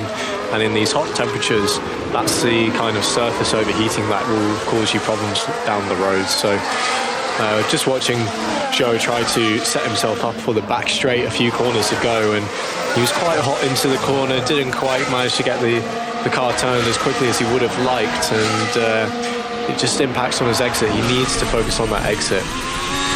Leclerc is the sound you can hear in the Ferrari. And we are thinking plan D. Let me know what you think. Whatever, I mean, like that I cannot overtake. I just can't. So basically Ferrari is saying plan B, which I presume is come in now, stick on a set of mediums, and then do another stop in a bit to go for another set of mediums. And Leclerc's saying, well, yeah, whatever, because I can't overtake, so might as well do something different. Does he come into the pits at the end of this lap? Charles Leclerc, Ocon out across the line. No, Leclerc stays in behind. So we'll see what happens. Whether it was Jenny thinks Jenny thinks it might have been plan D, but whatever. Bravo, Delta, different. They're on plan D already. Jesus, I mean, it's not been that much going on. That's what it would have to be, surely, because plan A going into the race, especially when you're trying to make up places like Leclerc, you can't. Generally, you would towards less stops, not more. But the degradation does seem to be more than we were expecting here for all the teams. The one stop looks like it's going to be quite tricky to complete. So I wouldn't be surprised if we see more people opting to go for that 2-stop.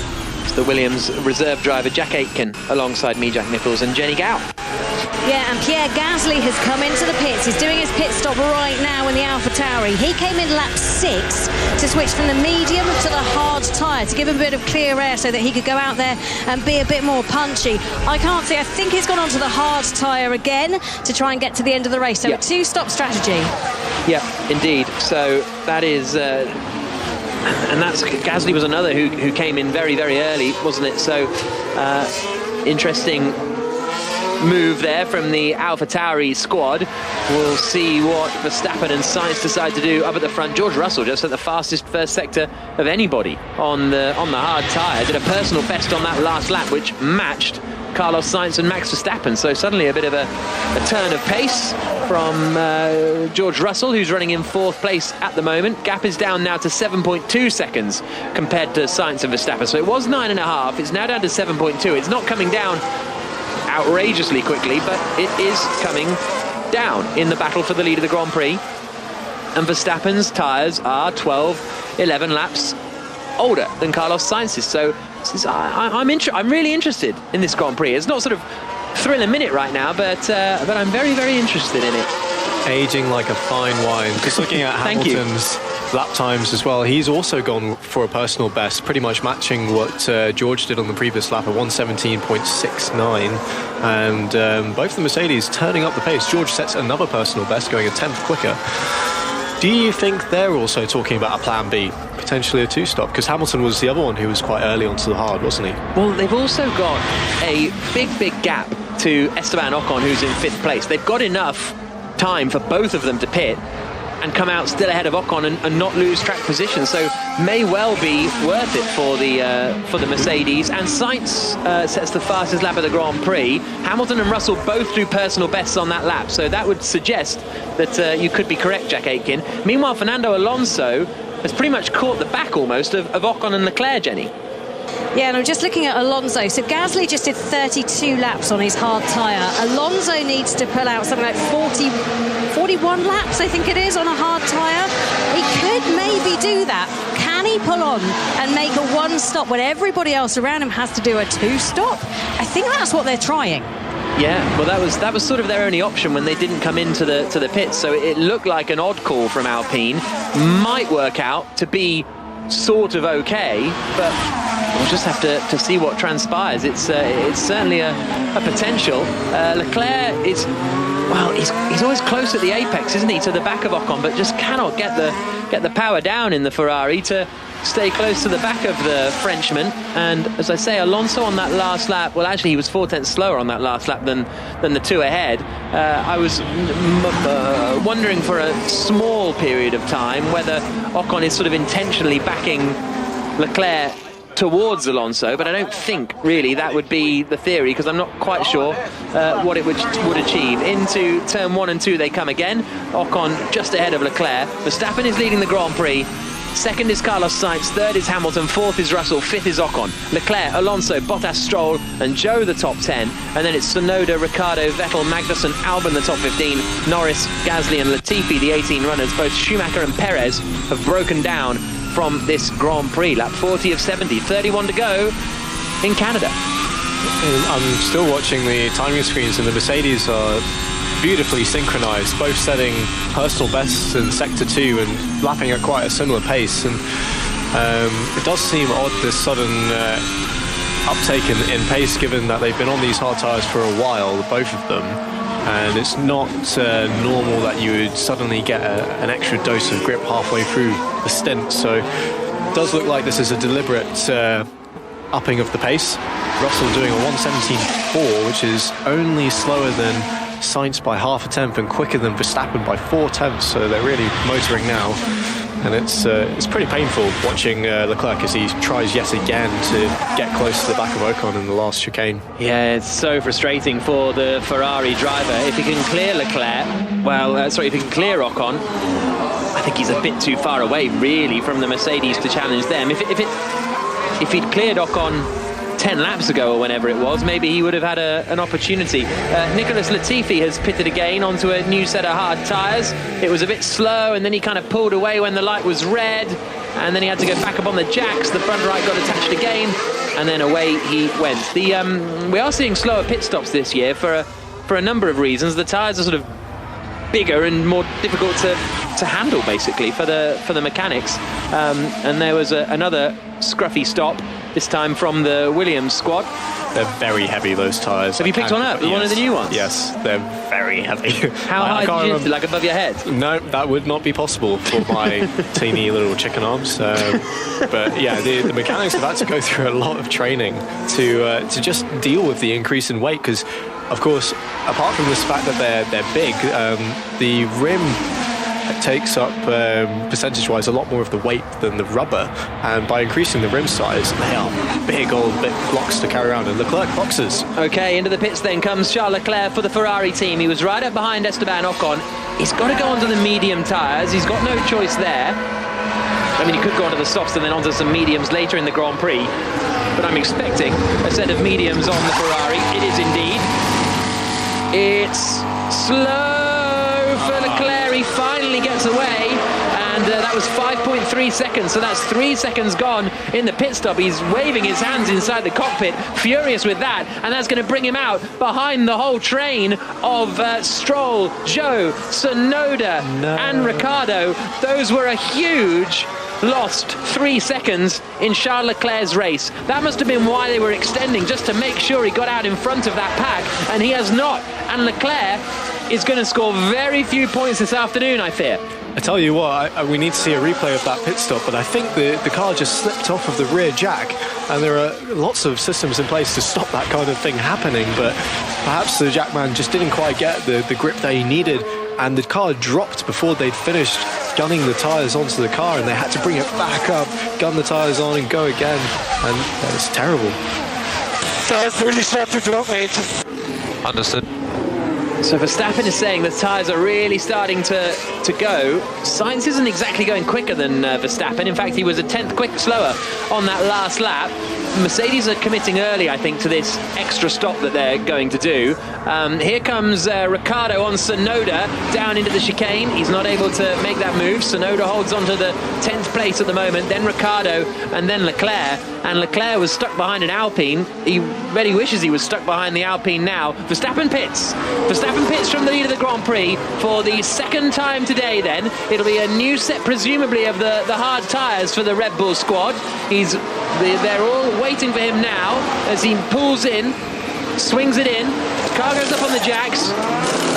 Neat and tidy stop for Red Bull. No troubles there at all. 2.4 seconds. 3 seconds quicker than Leclerc managed. He's going to come out behind Lewis Hamilton, but I imagine Hamilton will be pitting fairly soon. Is he going to come out behind Hamilton? They're going to be side by side coming into turn 3, and Hamilton is ahead of Verstappen, and that has cost Verstappen a couple of seconds, I think, over the course of this stint, depending on when Hamilton comes into the pits. And now it depends whether Verstappen can get ahead. I think Red Bull would have been hoping/anticipating that he'd come out in front of Hamilton there. That's played into Sainz's hands a little bit, who now leads the Grand Prix.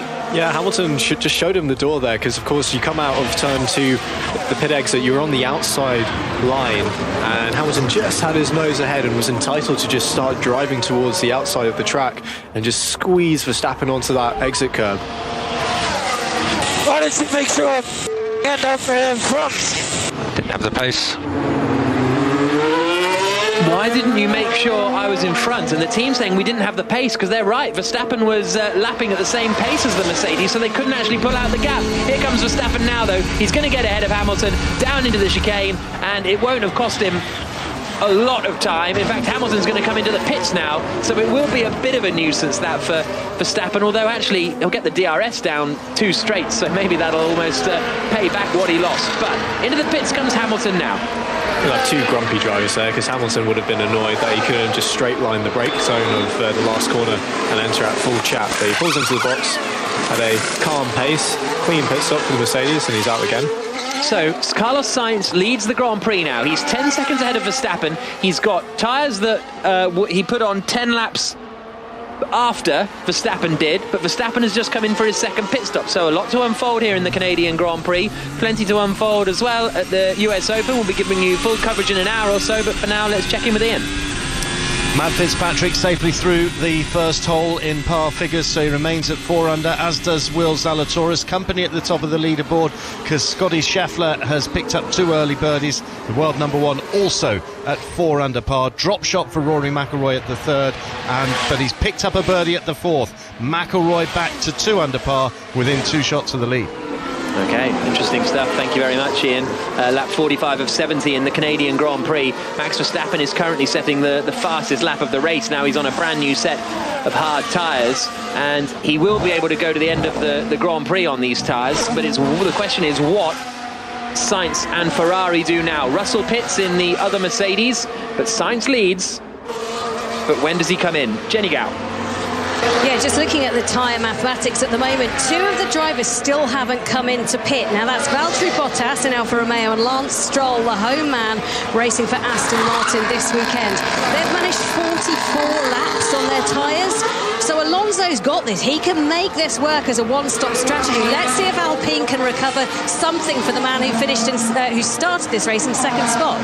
Yeah, I think 5th is the kind of best that Alpine are going to get out of this, a 5th and 6th, and that looks kind of doable. Almost whatever happens, I would suggest, especially if Alonso can stay out, because Bottas and Stroll haven't pitted, as you say. So I think Alonso's looking pretty strong for a 5th or a 6th place finish. Charles Leclerc has made a move on Yuki Tsunoda. He's also managed to basically drive past Daniel Ricciardo coming into turns 8 and 9. Well, he got to the inside and then was later onto the brakes into turn 8. So all of a sudden, with a bit of traction, Charles Leclerc is carving his way through the field, but it is still cost him a lot of time in that pit stop. Is it unfair to throw that into the Ferrari mistakes, let's say, or the Ferrari weak spots of the season? The growing catalogue. Yeah, exactly. Yeah, I don't think it is. I mean, the people know how important pit stops are. Here's Sainz on the radio. The safety car window is open. Okay, we just go to hard, yeah? Hard. Open, yeah. So that's Sainz being told the safety car window is open, i.e. if there's a safety car now, we pit, we lead the Grand Prix. Simple as that. But how long will that window be open for? Because Verstappen was a second quicker than Sainz on that last lap. So that's going to be interesting. I don't think that window is going to be open for long. It might even be closed already, to be perfectly honest with you. Yuki Tsunoda's under pressure from Daniel Ricciardo in their fight over 11th place, and Leclerc is now on the back of Zhou in their fight over 9th position, and Ricciardo does get Tsunoda coming into the chicane. So Ricciardo in the McLaren up into 11th. Charles Leclerc now gets ahead of Zhou into the first corner, and the Alfa Romeo driver drops down to 10th place. Leclerc is up into 9th, but if he was ahead of Stroll, he'd have been carving through the field and closing it. I think he could have had a 6th place in this race, Leclerc, potentially. And he's still off strategy compared to a lot of the cars around him being on the alternate. So almost everybody now, except for Norris, is on the hard tyre. Leclerc is the only one out there in the field apart from Norris, who is on the medium. So he's got relatively more work to do. It's a longer way for him to go. Okay, so we are happy for you to push to the end. As I say, just watch your slip for the surface temps, but the wear will not be a limitation. So that's Verstappen being told you can push to the end of the Grand Prix. Don't wheel spin too much, basically, but we're not worried that the tyre you'll run out of tyre. Yeah, just the overheating, and when you overheat the tyre, the rubber gets into a temperature range where it's not going to adhere to the surface as well. And we're seeing Leclerc now breezing past the acid. Oh, I say that. No, sorry. I thought the acid was doing a very audacious breaking point of Stroll actually just going in for his pit stop. But yeah, so that's what we were talking about with the rubber overheating when you're slipping in the traction zones, and Leclerc working that tyre very hard as he's overtaking these cars. He's going to have to be even more careful with the medium tyre of that. Verstappen sets the fastest lap of the Grand Prix, a 1 minute 16.7, half a second quicker than Carlos Sainz, the fastest lap of the race. What do Ferrari do here with Sainz? Surely they can't keep him out for the whole of the Grand Prix. Well, in fact, we heard, didn't we, a few moments ago when they were talking about, whatever the plan is. He said, yeah, okay, but hard tyres, right? I.e. we're going on to a new set of hards. Daniel Ricciardo was left not a huge amount of room by Yuki Tsunoda into the chicane, enough, but not a great deal, and the job was done, and Tsunoda's off now. Tsunoda's off on the exit of turn 2. Sorry, I'm out. Now this is Sainz's chance to pit, because that will be either a full safety car or a virtual safety car. He's in the final sector. I would suggest it'll be a full one, and Sainz is coming down the back straight now. The gap is only 7.5 seconds though, so this is a bit of a gamble for Ferrari, because if they take it and the window isn't there, then they will come out behind Verstappen in a slower car. It's the full safety car that's deployed. That still works for them, and that luckily... Sainz pits now. So Carlos Sainz into the pit lane. This could be the race-defining moment. Oh, Tsunoda's just come out of the pit lane and shunted straight on into the wall on his way out of the pits. That is a bit of a rookie one for Tsunoda. Into the pits now comes Carlos Sainz. Off go the old tyres, on go the new tyres. Is it a clean stop? It's a bit slow for Ferrari. It's not horrific, but they've lost about a second, and I think that's Verstappen back in the lead of the Grand Prix. It is. Verstappen takes the lead with 21 laps to go. Sainz emerges in second place. Even without the slow stop, I don't think they had the margin to come out in front of Verstappen, and Verstappen is back in the lead of the race. Sainz's tyres will be newer, but not dramatically newer. I'm a little bit surprised they didn't think to maybe gamble it with the medium. I know Sainz asked for the hard, but it's now late in the race. You've got a lot more rubber on the track that Jenny rightly mentioned was green at the start of this race. You got no pressure from behind. Yeah, fuel load is down, so the tyres are just having an easier and easier time of it. They know that they might have to try something a little bit different to get that pace advantage on Verstappen, but yeah, they opted for the safe option. Safety car deployed. Look, Tsunoda in the barriers. Not a huge crash. He's climbing out of the car. Jenny Gao. Yeah, Esteban Ocon's just coming on lap 50, as has Alonso. So Alonso comes in under the safety car to try and get a cheap pit stop. So that's both of the Alpines coming in. A lot of cars trying to come in here. They can come in and out of the pit stop in 10 seconds, maybe 9 seconds if they get it right. So that's why they're all taking this action now. And I think that might be for Ferrari a get-out-of-jail-free card for them. They didn't have to think about it. As soon as they saw the safety car and Tsunoda coming off the track, they knew what they had to do. They just had to pit him. Now they can see what they can do and hunt down. Yeah, safety car deployed, as I say. It was a difficult one for Ferrari. 2 laps earlier, and Sainz has the lead of the Grand Prix. Slowish stop for Daniel Ricciardo as he comes into the pits. I'll give you the full order once this is all shuffled through. We've got 20 laps to go in the Canadian Grand Prix here on 5 Live. Then we'll be heading to the US Open. Verstappen is leading the Grand Prix. Sainz is in second place, and it is a safety car restart. That is the good news for Sainz, in that he doesn't have a huge amount of ground to close in. Tsunoda getting a round of applause on his way back to the garage, but it was It was a mistake of an inexperienced driver. It's the kind of thing you do on the PlayStation. First time you drive out the pits in Canada, come out down towards oops, and then straight in the barriers. Yeah, I mean, we're going to see a replay of it now, but it just looked like the tyre is warm out the blankets, but it's not fully up to temperature, and he just asked too much of it on the brakes going into that right-hander. Locked up, didn't manage to get the front right unlocked, and just skated it off the road. And once you're on the grass, there's not a lot of runoff there. No, absolutely not. So Tsunoda out of the Grand Prix, joining Mick Schumacher and Sergio Perez, who both had mechanical problems. 20 laps to go. Safety car deployed. Max Verstappen leads. Carlos Sainz is second. Lewis Hamilton is third. George Russell is fourth. Ocon is fifth. Alonso is sixth. Leclerc is seventh. Eighth is Bottas. Ninth is Vettel. 10th is Zhou.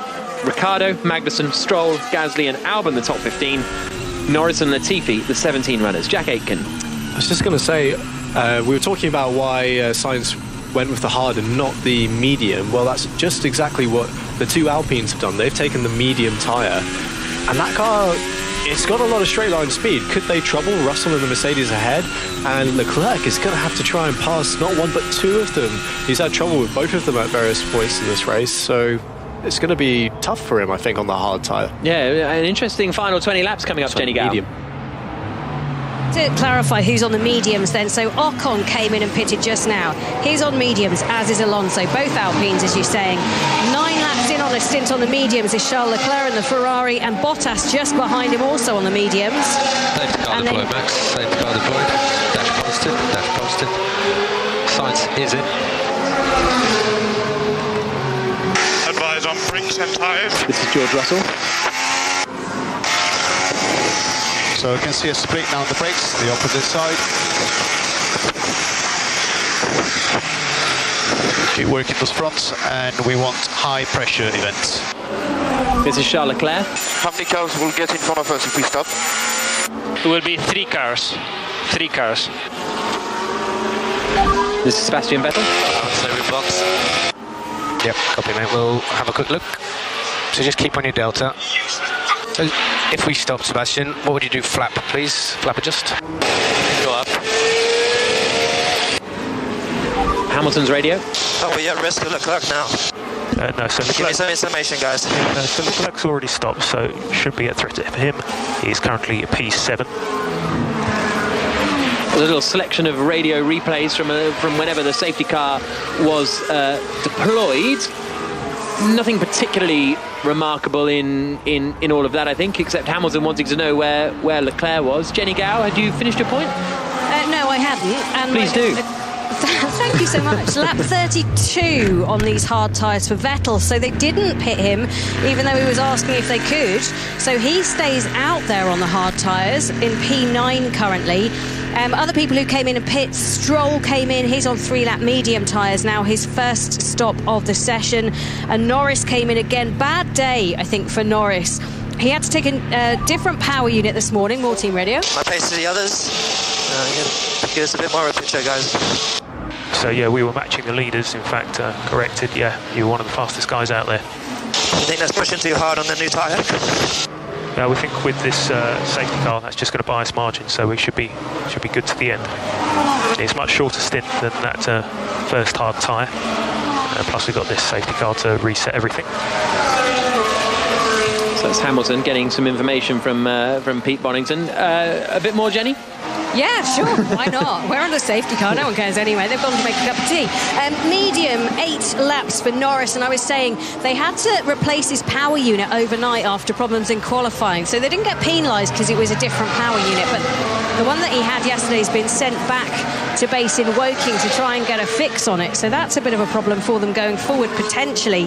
But yet Norris P16 at the moment. This is a painful weekend for him, and Ricciardo 11, so they're not in the points at the moment for McLaren, so far from ideal, I would suggest. Yeah, absolutely. I think someone who this has all worked out for is Valtteri Bottas. I don't know when he pitted or whether it was under the safety car just now. Yes. And that's his only pit stop has come under the safety car. So, and I think the same is true of I think it's just Bottas that did that in the end. Maybe Stroll as well, but it's really worked out for Bottas because he was looking like finishing quite a way behind his teammate Joe. Jenny? Unlucky for Stroll. He came in on lap 46. Safety car came out on lap 50 by my reckoning. So okay, yeah. He held on. They thought, no, got to pit him.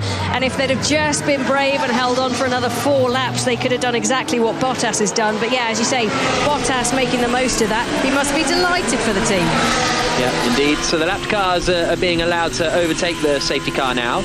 And we'll be getting underway, I would imagine, at the end of the following lap, with Max Verstappen leading the way, Carlos Sainz in second, Lewis Hamilton in third, George Russell in fourth. Now Hamilton, here's some more radio from him. Are we going to be at risk of the guys on the softer tyre? No, we think you've got the pace. So Hamilton basically asking, are the Alpines in 5th and 6th, are they going to be coming to attack us? And the team saying, no, we think you've got the pace. And they kind of, I don't think Mercedes have the pace to get involved with Sainz and Verstappen, but they'll be there. They'll be close enough, I think. Right, let's quickly head to Ian Carter while we're under safety car. Scotty Scheffler's hit the front here with 3 birdies inside his first 4 holes. The world number 1 at 5 under par now, 1 ahead of Matt Fitzpatrick, but the Englishman with a good birdie chance coming at the 3rd. John Rahm and Will Zalatoris both at 3 under par. Rory McIlroy back to 1 under. He's just dropped a shot at the short par 4 5th.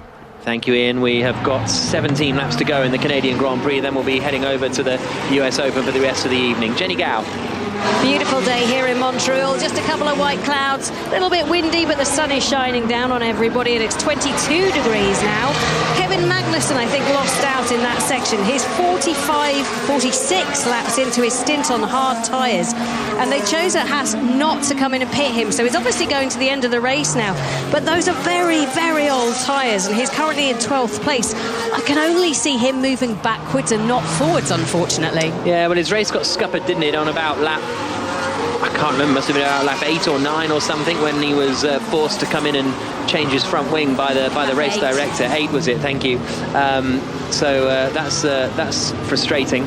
Right, safety car is coming in, and Verstappen is going to lead the Grand Prix.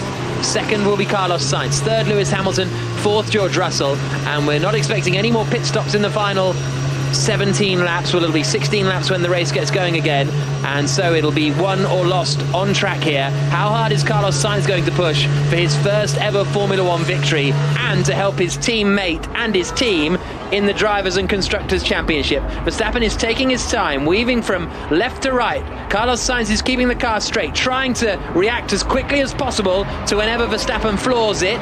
They're coming down towards the final chicane. Verstappen, as ever, leaving it pretty late.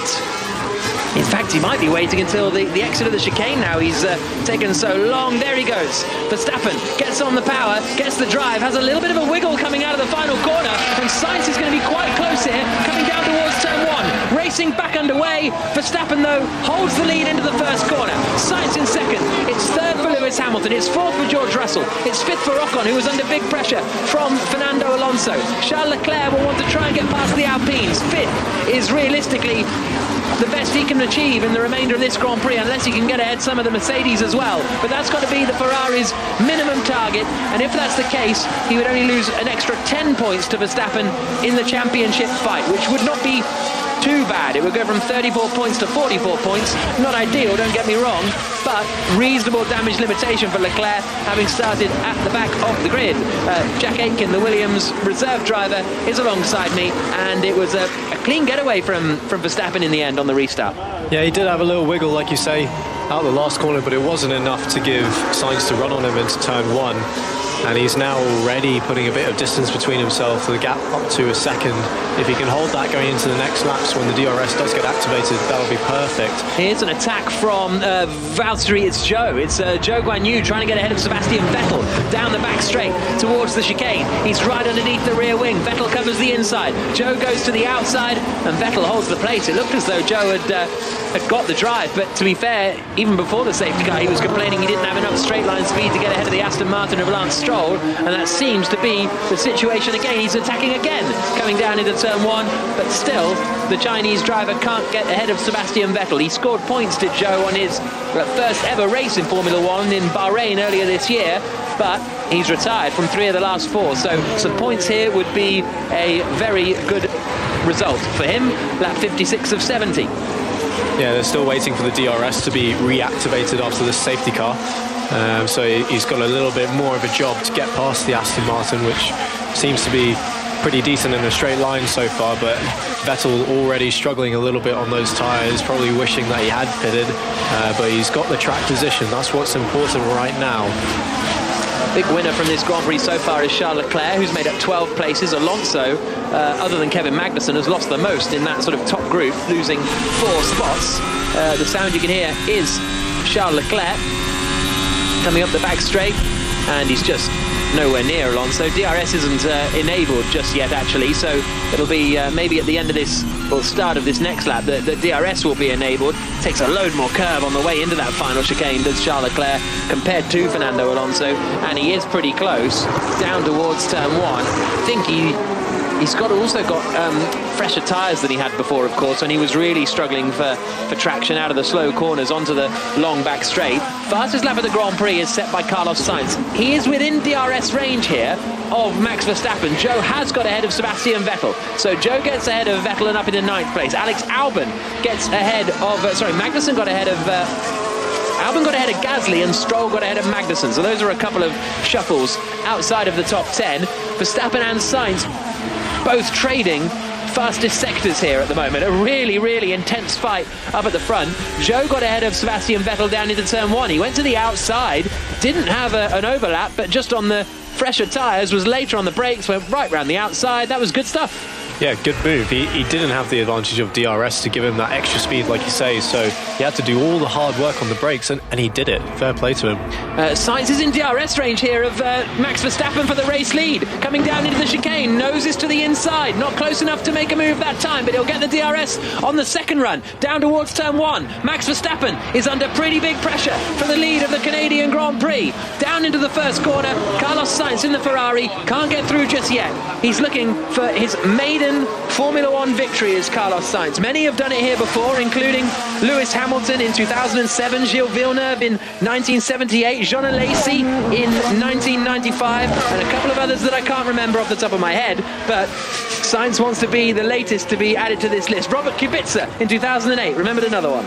On it, just on it. Here's Ocon's radio. Okay, Fernando still has DRS, good job. If for whatever reason Fernando comes past, let's just make sure Leclerc doesn't, okay? Let's make sure Leclerc stays behind us. Yeah, compete first, you guys. Yeah, it's all good, it's all good.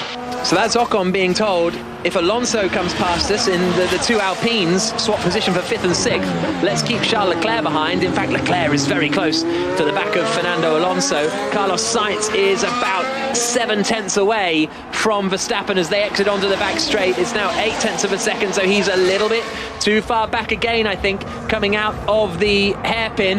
Leclerc has got ahead of Fernando Alonso, and I think that's going into the hairpin. I think he's going to be a little bit too far back from Ocon to make an attack this time. They're coming down now towards the chicane at the end of the back straight. Leclerc is closing and closing and closing, gets to within 0.6 of a second of Esteban Ocon before they get into the chicane, but isn't able to make the move this time and sits in behind Ocon in the fight over 5th place. So that's got to be Leclerc's aim, to get up into 5th position, and Verstappen is leading the Grand Prix, and Verstappen's lead at the line is just half a second between he and Carlos Sainz. Incredibly close fight for the lead of the Canadian Grand Prix with just 12 laps to go. Let's see if Sainz is going to be close this time. He's only 0.6 back as they come through the chicane at turns 8 and 9. This is going to be the closest that Sainz has been throughout the entirety of the Grand Prix. How quick is he going to be? Oh, he's so late on the brakes into the hairpin. Gets on the power fairly nicely, and he's 0.2 closer than he was last time to the back of Max Verstappen. Down the back straight, DRS pops open. Sainz starts to close in on the back of the Red Bull. The Red Bull does have good straight line speed, but Sainz is in the slipstream as they get into the braking zone. A little nose to the inside, and he's not quite close enough. Down towards the first corner now as they come across the line to start lap 60 of 70, and he's still not quite there. Charles Leclerc has just skipped through the runoff area at the exit of the chicane, so he doesn't manage to get past Fernando Alonso and is get past Esteban Ocon, and so he remains in 6th position. 11 laps to go here in Canada. Let's head back to the US Open. Ian. This is shaping up intriguingly now, Jack. Scotty Scheffler at 5 under par has been joined by Matt Fitzpatrick on that mark at the top of the leaderboard. The Englishman with a birdie at the 3rd. They're 2 shots clear of Jon Rahm, the world number 2 and defending champion. And Rory McIlroy's bounced back with a birdie at the 6th at 2 under par. He's within 3 of the lead. Well, what a busy day of sport it's been here on 5 Live. Starting with the cricket earlier on, we've had the Swimming World Championships, Canadian Grand Prix, and we'll be finishing it off later on with the US Open. But we have got just over 10 laps to go, and Sainz is really close to the back of Verstappen every single lap here, Jack Aitken. Verstappen's not able to get away. No, it's always in that 6 to 7/10 range as they come out of the hairpin, but it looks like the Red Bull has just got a little bit more of the legs on the Ferrari. Even with the DRS, it takes them a while to close down the Red Bull down the straight. He really needs to be within half a second coming out of that hairpin to have a proper run at him. But this is great pace that we're seeing from Sainz. He's come alive with this new hard tyre, which is, of course, a little bit younger than Verstappen's, but it's not a significant amount. No, exactly. This is a man fired up to try and take his first ever Formula One win, Carlos Sainz, against the reigning champion and championship leader, Max Verstappen. Charles Leclerc made the move on Ocon and is up into 5th position, went to the inside at the hairpin. Nice clean move from Ocon. Jenny Gao. Yeah, I'm standing right at the end of the very long straight before the hairpin. Before the chicane, and it's fantastic to watch. Sainz all over the back of Verstappen.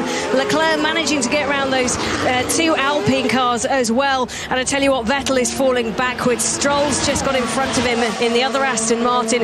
Bad choice not to come in and pit when he had the opportunity. Yeah, absolutely. It doesn't look like either Aston Martin are going to score any points today, but after a difficult qualifying session, that wasn't a particular surprise. But they are currently in 11th and 12th places. Sainz is a little bit further back this time as they come down the back straight. Lewis Hamilton is lying in 3rd, looking for his 2nd podium finish of the season. He had a 3rd place in the opening race of the year in Bahrain, but it looks like he's going to have a 3rd place here. But who is going to come out on top up at the front? Across the line again to start lap 62 of 70 in the Canadian Grand Prix, and Carlos Sainz in the Scarlet Ferrari is right underneath the Red Bull as they swing through the right-hander of turn 2, the St. Lawrence Seaway just on their left-hand side, and then into the next right-left at turn 3. And this is a lot of fun because this is relentless. There's no tyre saving going on here or energy management or anything like that.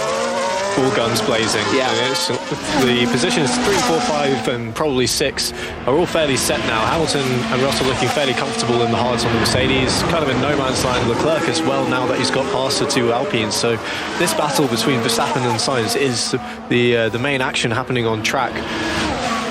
Sainz has just dropped away a little bit in the middle sector this time around. He's still going to be, I think, within DRS range, but he's slightly further back. Oh, he might not be, you know. It's just crept up to over a second, the gap between Verstappen and Sainz might have just fallen out of DRS range as they come down the back straight.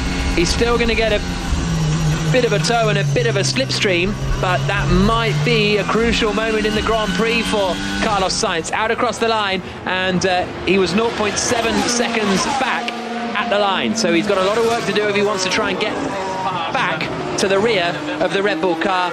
Hamilton's still running in 3rd, Jenny Gao. Yeah, he is, and I think he's looking on at this battle in front of him between Verstappen and Sainz and just thinking, well, you know, if just 2 of them happen to come together, I'm here to collect the prize. He's won 7 times around this circuit here in Montreal. It's one of his favourites. He hated Friday, but he's going to have a big smile on his face after this race. I think that car handling much better at the moment. Which I'm surprised by, actually, because Friday was a dry day of running and Hamilton absolutely hated the car and it was terrible. Yesterday, it felt a lot better, but because it was raining, basically, so it changed. But all of a sudden, Jenny, he's happy again. Yeah, Friday they did so much experimenting to try and get that car working better. So they put a new floor on it, had a big hole in it. They did everything they could to give him a better car. It didn't work for him. They went back to plan A. They knew the car in race pace would be better. Better it is. Running in 3rd place with George Russell in 4th. Charles Leclerc is closing in on Russell by almost a second a lap, so it might not be too long before Leclerc is able to put Russell under pressure, but we haven't got long to go in the Grand Prix. Fastest lap of the race from Carlos Sainz. So I said he needed to do a bit of work to catch back up to Verstappen. He's done that work well. Here comes Lance Stroll on the back of Daniel Ricciardo for 10th place. Stroll gets up into the points then. So the Aston Martin team up into the points. Everybody's queued up behind Esteban Ocon. There's a big queue. Ocon, Alonso, Bottas, Zhou and Stroll. 6th, 7th, 8th, 9th, 10th, all together. Lap 64 of 70, so 6.5 laps to go in the Canadian Grand Prix. And Sainz did well to get back within DRS range, and is although he's dropped back a little bit in the middle part of this lap. Tell you what, Hamilton behind is just going to be sitting there. It's amazing when you're the driver behind a battle like this. Your allegiance is just firmly with the driver behind. Go on, stick and move on, try something. So you think Hamilton's allegiance is not with Max Verstappen? Well, so, I mean, there might be some bias already in the system. Yeah, exactly. Hamilton then running in 3rd place, watching Sainz and Verstappen fighting up in front. Sainz closing in into the chicane once more, through the right, through the left, No mistakes from either of them. They both go so close to the barriers on the exit. This is what I love about motor racing, is just two drivers absolutely going for it. They're not overtaking, they're not swapping position, but they're just driving around at 200 miles an hour right by the wall on the absolute limit, inches from their race being over. Just wringing everything they can out of their machines right now. You can see it was almost a four-wheel drift for Verstappen as he came off the last apex of the chicane and bouncing towards the wall, just skimming it with his rear tyres. Beautiful to watch. And Carlos Sainz keeping a fairly consistent gap now, around 0.8 of a second. He does tend to claw a bit back through this middle sector and get a bit closer going into the final hairpin, but yeah, he seems to struggle to get into that last half a second gap with the dirty air coming off of Verstappen's car. Here they come into the hairpin once more. What's this going to do to the championship, Jenny? Well, at the moment, if it ends like this, Verstappen would be on 175 points for collecting a race win. Perez, no points for him today. He'd be on 129 points. But Charles Leclerc, fast approaching, 126 points. He'd still be in third, but closing that gap all the time at the top towards, well, not closing it, but trying to close it. Yeah, Verstappen would extend his championship lead, but 5 laps to go. It would change if Sainz is able to get ahead of Verstappen.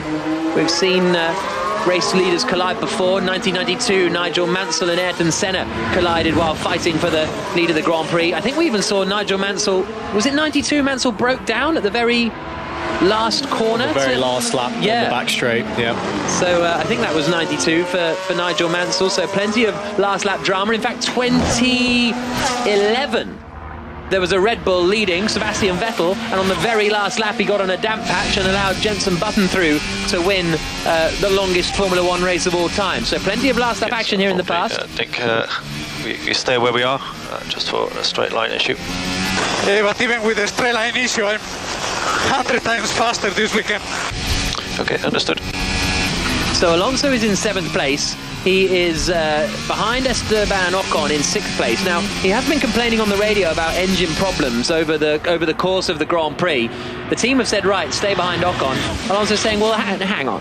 I've been 100 times faster this weekend. I'm not sure if that is mathematically accurate, but he's kind of right. Yeah, I think 100 times might be exaggerating a little bit, but he's been super strong all weekend.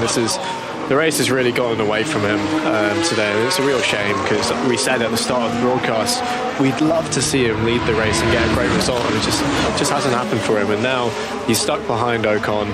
He's been within like half a second of him for the last few laps, just sitting on his tail. He's also got Bottas and Zhou right behind him as well, so it's not like they've got a lot of room to breathe. No, that's true. Maybe they're suggesting if Alonso gets ahead of Ocon, maybe they've both got straight line speed and they're sort of keeping each other in the DRS here potentially. Verstappen leading the Canadian Grand Prix with just 3 and a bit laps to go in Canada, and Verstappen is ahead, just under a second ahead of Carlos Sainz, who has done really well to stay this close to the back of Verstappen for this length of time, to be honest, because it's really challenging to stay in the dirty air of the cars in front, but Sainz has managed it, and he now is just hoping for any little error from Max Verstappen. Across the line they come. Verstappen extends his lead a little bit on this lap, but only by 1/10 of a second. 3 laps to go. Verstappen is leading. Sainz is chasing him down. Hamilton is 3rd. Russell is 4th. Leclerc is not going to catch Russell. The gap is 2.7 seconds between the Mercedes in 4th and the Ferrari in 5th. Ocon is in 6th. Alonso 7th. Bottas and Zhou are in 8th and 9th. Lance Stroll is 10th in the Aston Martin. And then we've got Ricciardo, Vettel, Albon, Gasly and Norris, the top 15. Latifi and Magnussen, the 17 drivers still running. After this, we're going to be heading to the US Open for the rest of the evening. But Verstappen versus Sainz is the battle for the win. Not dissimilar to Sainz in Monaco a couple of weeks ago, chasing down the other Red Bull that time of Sergio Perez, but overtaking is a little bit more possible in Montreal. It's a lot of it more possible in Montreal, even though He doesn't quite have the traction out of the corner, does he, Carlos Sainz? He's close-ish this time around, 0.7 of a second back, so he'll be a little closer than he has been for the previous few laps. Noses to the inside, but he is too far away to make the move. He sends it in so hot, clobbers the curves on the inside. Perez Sainz is giving it absolutely everything. That was huge commitment. That was proper airtime that he got there. I mean, I was about to say, he's now got 2 laps to go. This is the time when he needs to be thinking, I've got to do something different. This isn't working. You know, he's staying in that sort of 5, 6, 7, 8 temps window, and he can't get any closer. He needs to think about the energy deployment. Can he do something different? Store it up for a lap. Do an all-out lap at the end to try and get as close as he can into that final hairpin. Does he need to change something with the driving? Anything is such a hard position to be in, but that's what he has to do. I think he's closer than he has been at any point coming into turns 8 and 9. It's just half a second as he swings through the right and swings through the left. He's absolutely on the edge here, Carlos Sainz, and this could be his best opportunity of the Grand Prix on the penultimate lap of the race to get ahead of Max Verstappen. Late on the brakes, into the hairpin at turn 10, too late. A tiny mistake from Sainz. He was absolutely on the limit, and he has made the tiniest of errors. It cost him 2-3 of a second, but that could be enough to mean he doesn't get his chance to win the Canadian Grand Prix. 1 lap to go as they come across the line now. Verstappen leading. Second is Sainz. There's still only half a second between them as we start the final lap of the Grand Prix. But he's still only 0.4 of a second away. He knew that he was close that lap. He knew that was his best chance. You're so finely tuned into your reference points. You know how close you are to the car ahead. And he just overcooked it into that final hairpin, the most important corner to get the overtake done. He's now 8.5 temps back. He's going to claw a little bit back through this middle sector like he always does on Verstappen. Will it be enough to get close again?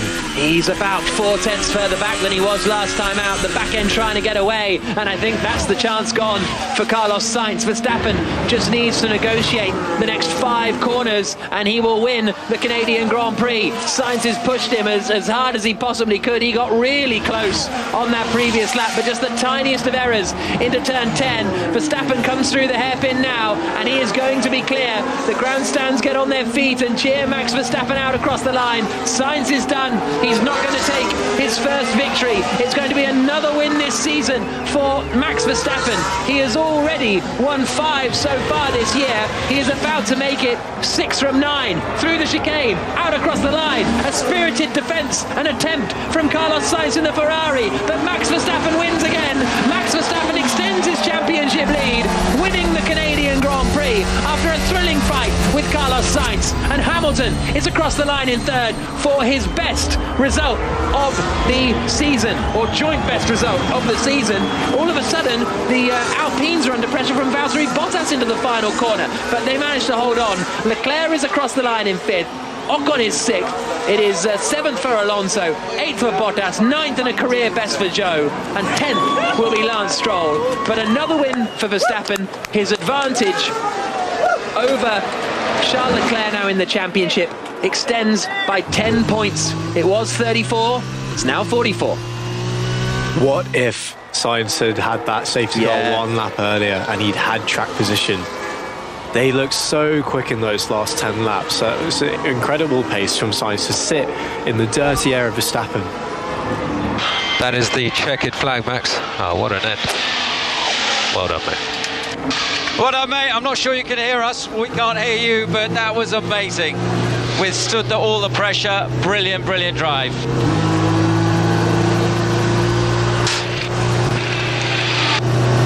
Save yourself for the interviews, Max. We can't hear you, mate. As Richard said, though, big delivery under big pressure. Drove like a champion today, mate. Well done. So Verstappen's radio back to the team appears not to be working, so that probably hasn't helped him in the closing stages of the Grand Prix, I would suggest. Sainz finishing 2nd, and 3rd for Lewis Hamilton, a Red Bull, a Ferrari and a Mercedes on the podium. And I think it's a bit encouraging that for Mercedes. Obviously a 3rd and 4th is literally a good result. Here's Sainz's radio. And P2, good job. Yeah, I tried everything there, guys. Bravo Carlos, mancato poco. Bravo così. Yeah, I think, Lewis was pretty over the moon with fourth in quali yesterday, so a podium today has got to be a good result for them. And yeah, George doing a good drive to come in just behind him in P4 as well. And after starting 8th, George Russell on the grid, Leclerc in 5th. We'll be hearing from the top 3 in a moment as they make their way down towards Parc Fermé. Here's Hamilton's radio. Great stuff there, Lewis. Great stuff. That's P3, mate. Well-deserved podium. Really awesome. Great effort, guys. Thank you so much. The car was a little bit better today. We got something here. Let's keep pushing. The car was a little better today, says Hamilton. So obviously not night and day for the Mercedes team, but at least something a little better. Max Verstappen then hauls himself out of the cockpit. Another win, Jenny Gao, and an extension of the championship lead. Yeah, I stand behind him, as you say. He stands on the front of his car. He puts both fists up in the air, then one, then another. Kind of chaos down here. He just runs towards me into his engineers and mechanics who are standing here in the melee of people. It's an absolute squash and a squish down here, but there is Carlos Sainz. He's just getting out. Lewis Hamilton as well. Sainz gave it everything. What a commendable battle for him and Ferrari. Yeah, great drive from Carlos Sainz to finish in 2nd place. Fascinated to hear what he has to say. Look, I really enjoyed that race. There was no overtake for the lead, but I don't know. For me, it's the threat of the overtake that I like. I don't know. I like the overtakes as well. Exactly. I'm all about the anticipation. Okay, Verstappen wins the Grand Prix, then Sainz in 2nd. And apologies if you heard a bit of language there from the bad language, specifically from the Ferrari gang. They're all congratulating Carlos Sainz. Hugs around, and that's 2 very, very nearlies from Sainz, looking for his first race win. And quietest race we've ever had, says Christian Horner to Verstappen, because there was no radio. But it's becoming a bit of a sort of monkey on the back for Carlos Sainz, because he's getting so close now to that first win. Yeah, I mean, one hand in one and one in the other, because it was a great race for him today. I think his performance was fantastic, considering that I do believe the Red Bull was the stronger car this weekend, and he fought back from a quiet race in the first half and took his opportunity, or at least tried, and came so close. I really think it was a great performance, so he should take confidence from that. Yeah, absolutely. Nice one. Nice one, mate, says Max Verstappen. Carlos Sainz swearing, so apologies again for that. But they look like they had a fun race out there, with Verstappen taking the win. 2nd place for Carlos Sainz, 3rd for Lewis Hamilton, and we're going to hear from those 3 now, from the winner of the 2011 Canadian Grand Prix, Jenson Button. Congratulations, Max. That was a hard-fought victory. It looked at the beginning that it was looking a bit easier for you, but that safety car at the end put you on a bit of a pressure, Carlos. Yeah, the safety car didn't help. I think overall they were very quick in the race, so it would have been really tough for me to close that gap to the end, even on fresher tires. But it was really exciting at the end. I mean, I was giving it everything I had. Of course, Carlos was doing the same. Following is tricky around here, but I could see he was pushing, charging, pushing. But of course, naturally, when you're on the DRS, it's a bit easier to charge. So yeah, the last few laps were a lot of fun. I guess you were very thankful for the straight line speed of the Red Bull round here. Yeah, luckily this year we seem pretty quick on the straight, so that helps a lot. The strategy, it looked very tricky out there to really understand what you should do with the virtual safety cars. Obviously, you stopped very early in the race and were looking towards the 2-stop. Were you ever worried that you weren't able to catch up with Carlos? I mean, overall, I think they were very strong in the race. So yes, it would have been tricky to catch up. But then, of course, the safety car came out, so they had fresher tires. So then I was like, well, I think I would have preferred attacking instead of defending, but luckily it worked out. Great job, Max. Thank you.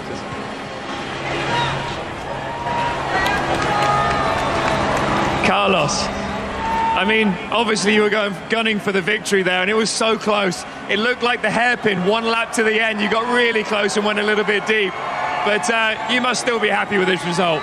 Yeah, I was pushing flat out. I mean, I wasn't leaving any inch to the walls and the braking. Well, I was pushing everything with the battery. I tried everything to pass Max, but today we just didn't have enough pace delta, to get him close enough in the hairpin to then get him a bit out of line into the chicane. But the positive thing is that we were quicker, we were faster all race. It's just that little bit more to overtake around here. It must give you confidence, though. The last couple of races haven't been the easiest for yourself or Ferrari. To come here and have that speed and be fighting for a victory. Yeah, I'm particularly happy with the race pace, with the way we managed to put pressure on Max during the whole race, and timing of the pit stops I think was right. Honestly, we tried everything, and we were very, very close to winning today. So I will take the positives and keep trying in the next one. Cheers. Thanks, you, Carlos.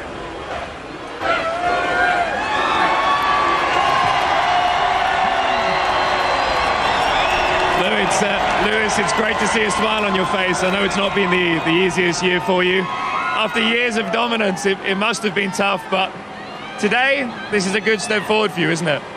How you going, Montreal? We've had such an awesome crowd here this weekend. It's quite overwhelming, honestly, to get this third place. It's been such a battle this year. With the car and as a team, but we continue to stay vigilant and focused and never giving up, and that's something I'm so proud of and inspired by my crew. So thank you to everyone that's here and back at the factory. They're a little bit too quick for us at the moment. I was giving it everything, but we're getting closer. So we just got to keep pushing. Eventually, hopefully, we'll be in a fight with these guys. But even the shift from Friday until today seems to be big. I mean, Friday you were saying it's undrivable, and it looked like, especially on entries. But today, you had them in your sights. Obviously, they had a bit of pace on you, but you could still see them at the end. I could just about see them in the end. Thank for the safety car. But yeah, honestly, it was our pace was quite good, particularly in the second phase of the stint, and we did a lot of work back in the simulator, but also here to get the setup right. So I'm ecstatic. I think, as I said, didn't expect this coming into the weekend. It's my second podium of the year, so this feels really special, especially in where I got my first Grand Prix win. I love it here in Montreal, so big thank you to all the Canadians. Lastly, how's the back feeling? It's good. I'm back to being young. Fantastic. Cheers. Congrats. Cheers.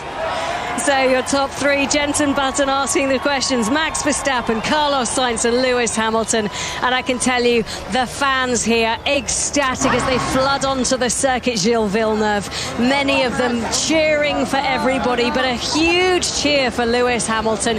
As he said, this is his second podium of the season, but maybe the timing of this is just right. Remember, in 2 weeks, we will be at Silverstone, the heartland of British motor racing, for the British Grand Prix. We will have preview shows. We will have as much content as we can possibly throw at you over our summer of sport, with Wimbledon as well, and you name it. BBC 5 Live will be at it. And thank you so much for joining us. This has been an IMG production for BBC Radio 5 Live. The podcast will be coming, so make sure you subscribe, download and listen to it. But Verstappen extends his lead at the top of the championship to 46 points to Sergio Perez's teammate, 49 points to Charles Leclerc. What can Ferrari, what can Charles Leclerc do to fight back and try and wrestle this championship away from Verstappen and Red Bull? We will find out as the championship continues without too much delay. Sarah Mulkerins, you're this side as well, stateside. Are you as excited? I think I'm overexcited. I need to calm down. Oh, Jenny, great to talk to you. I mean, that was an amazing race, and just, to see Lewis Hamilton kind of back up there, and I wonder whether he may well go on and spend the afternoon or evening there stateside watching.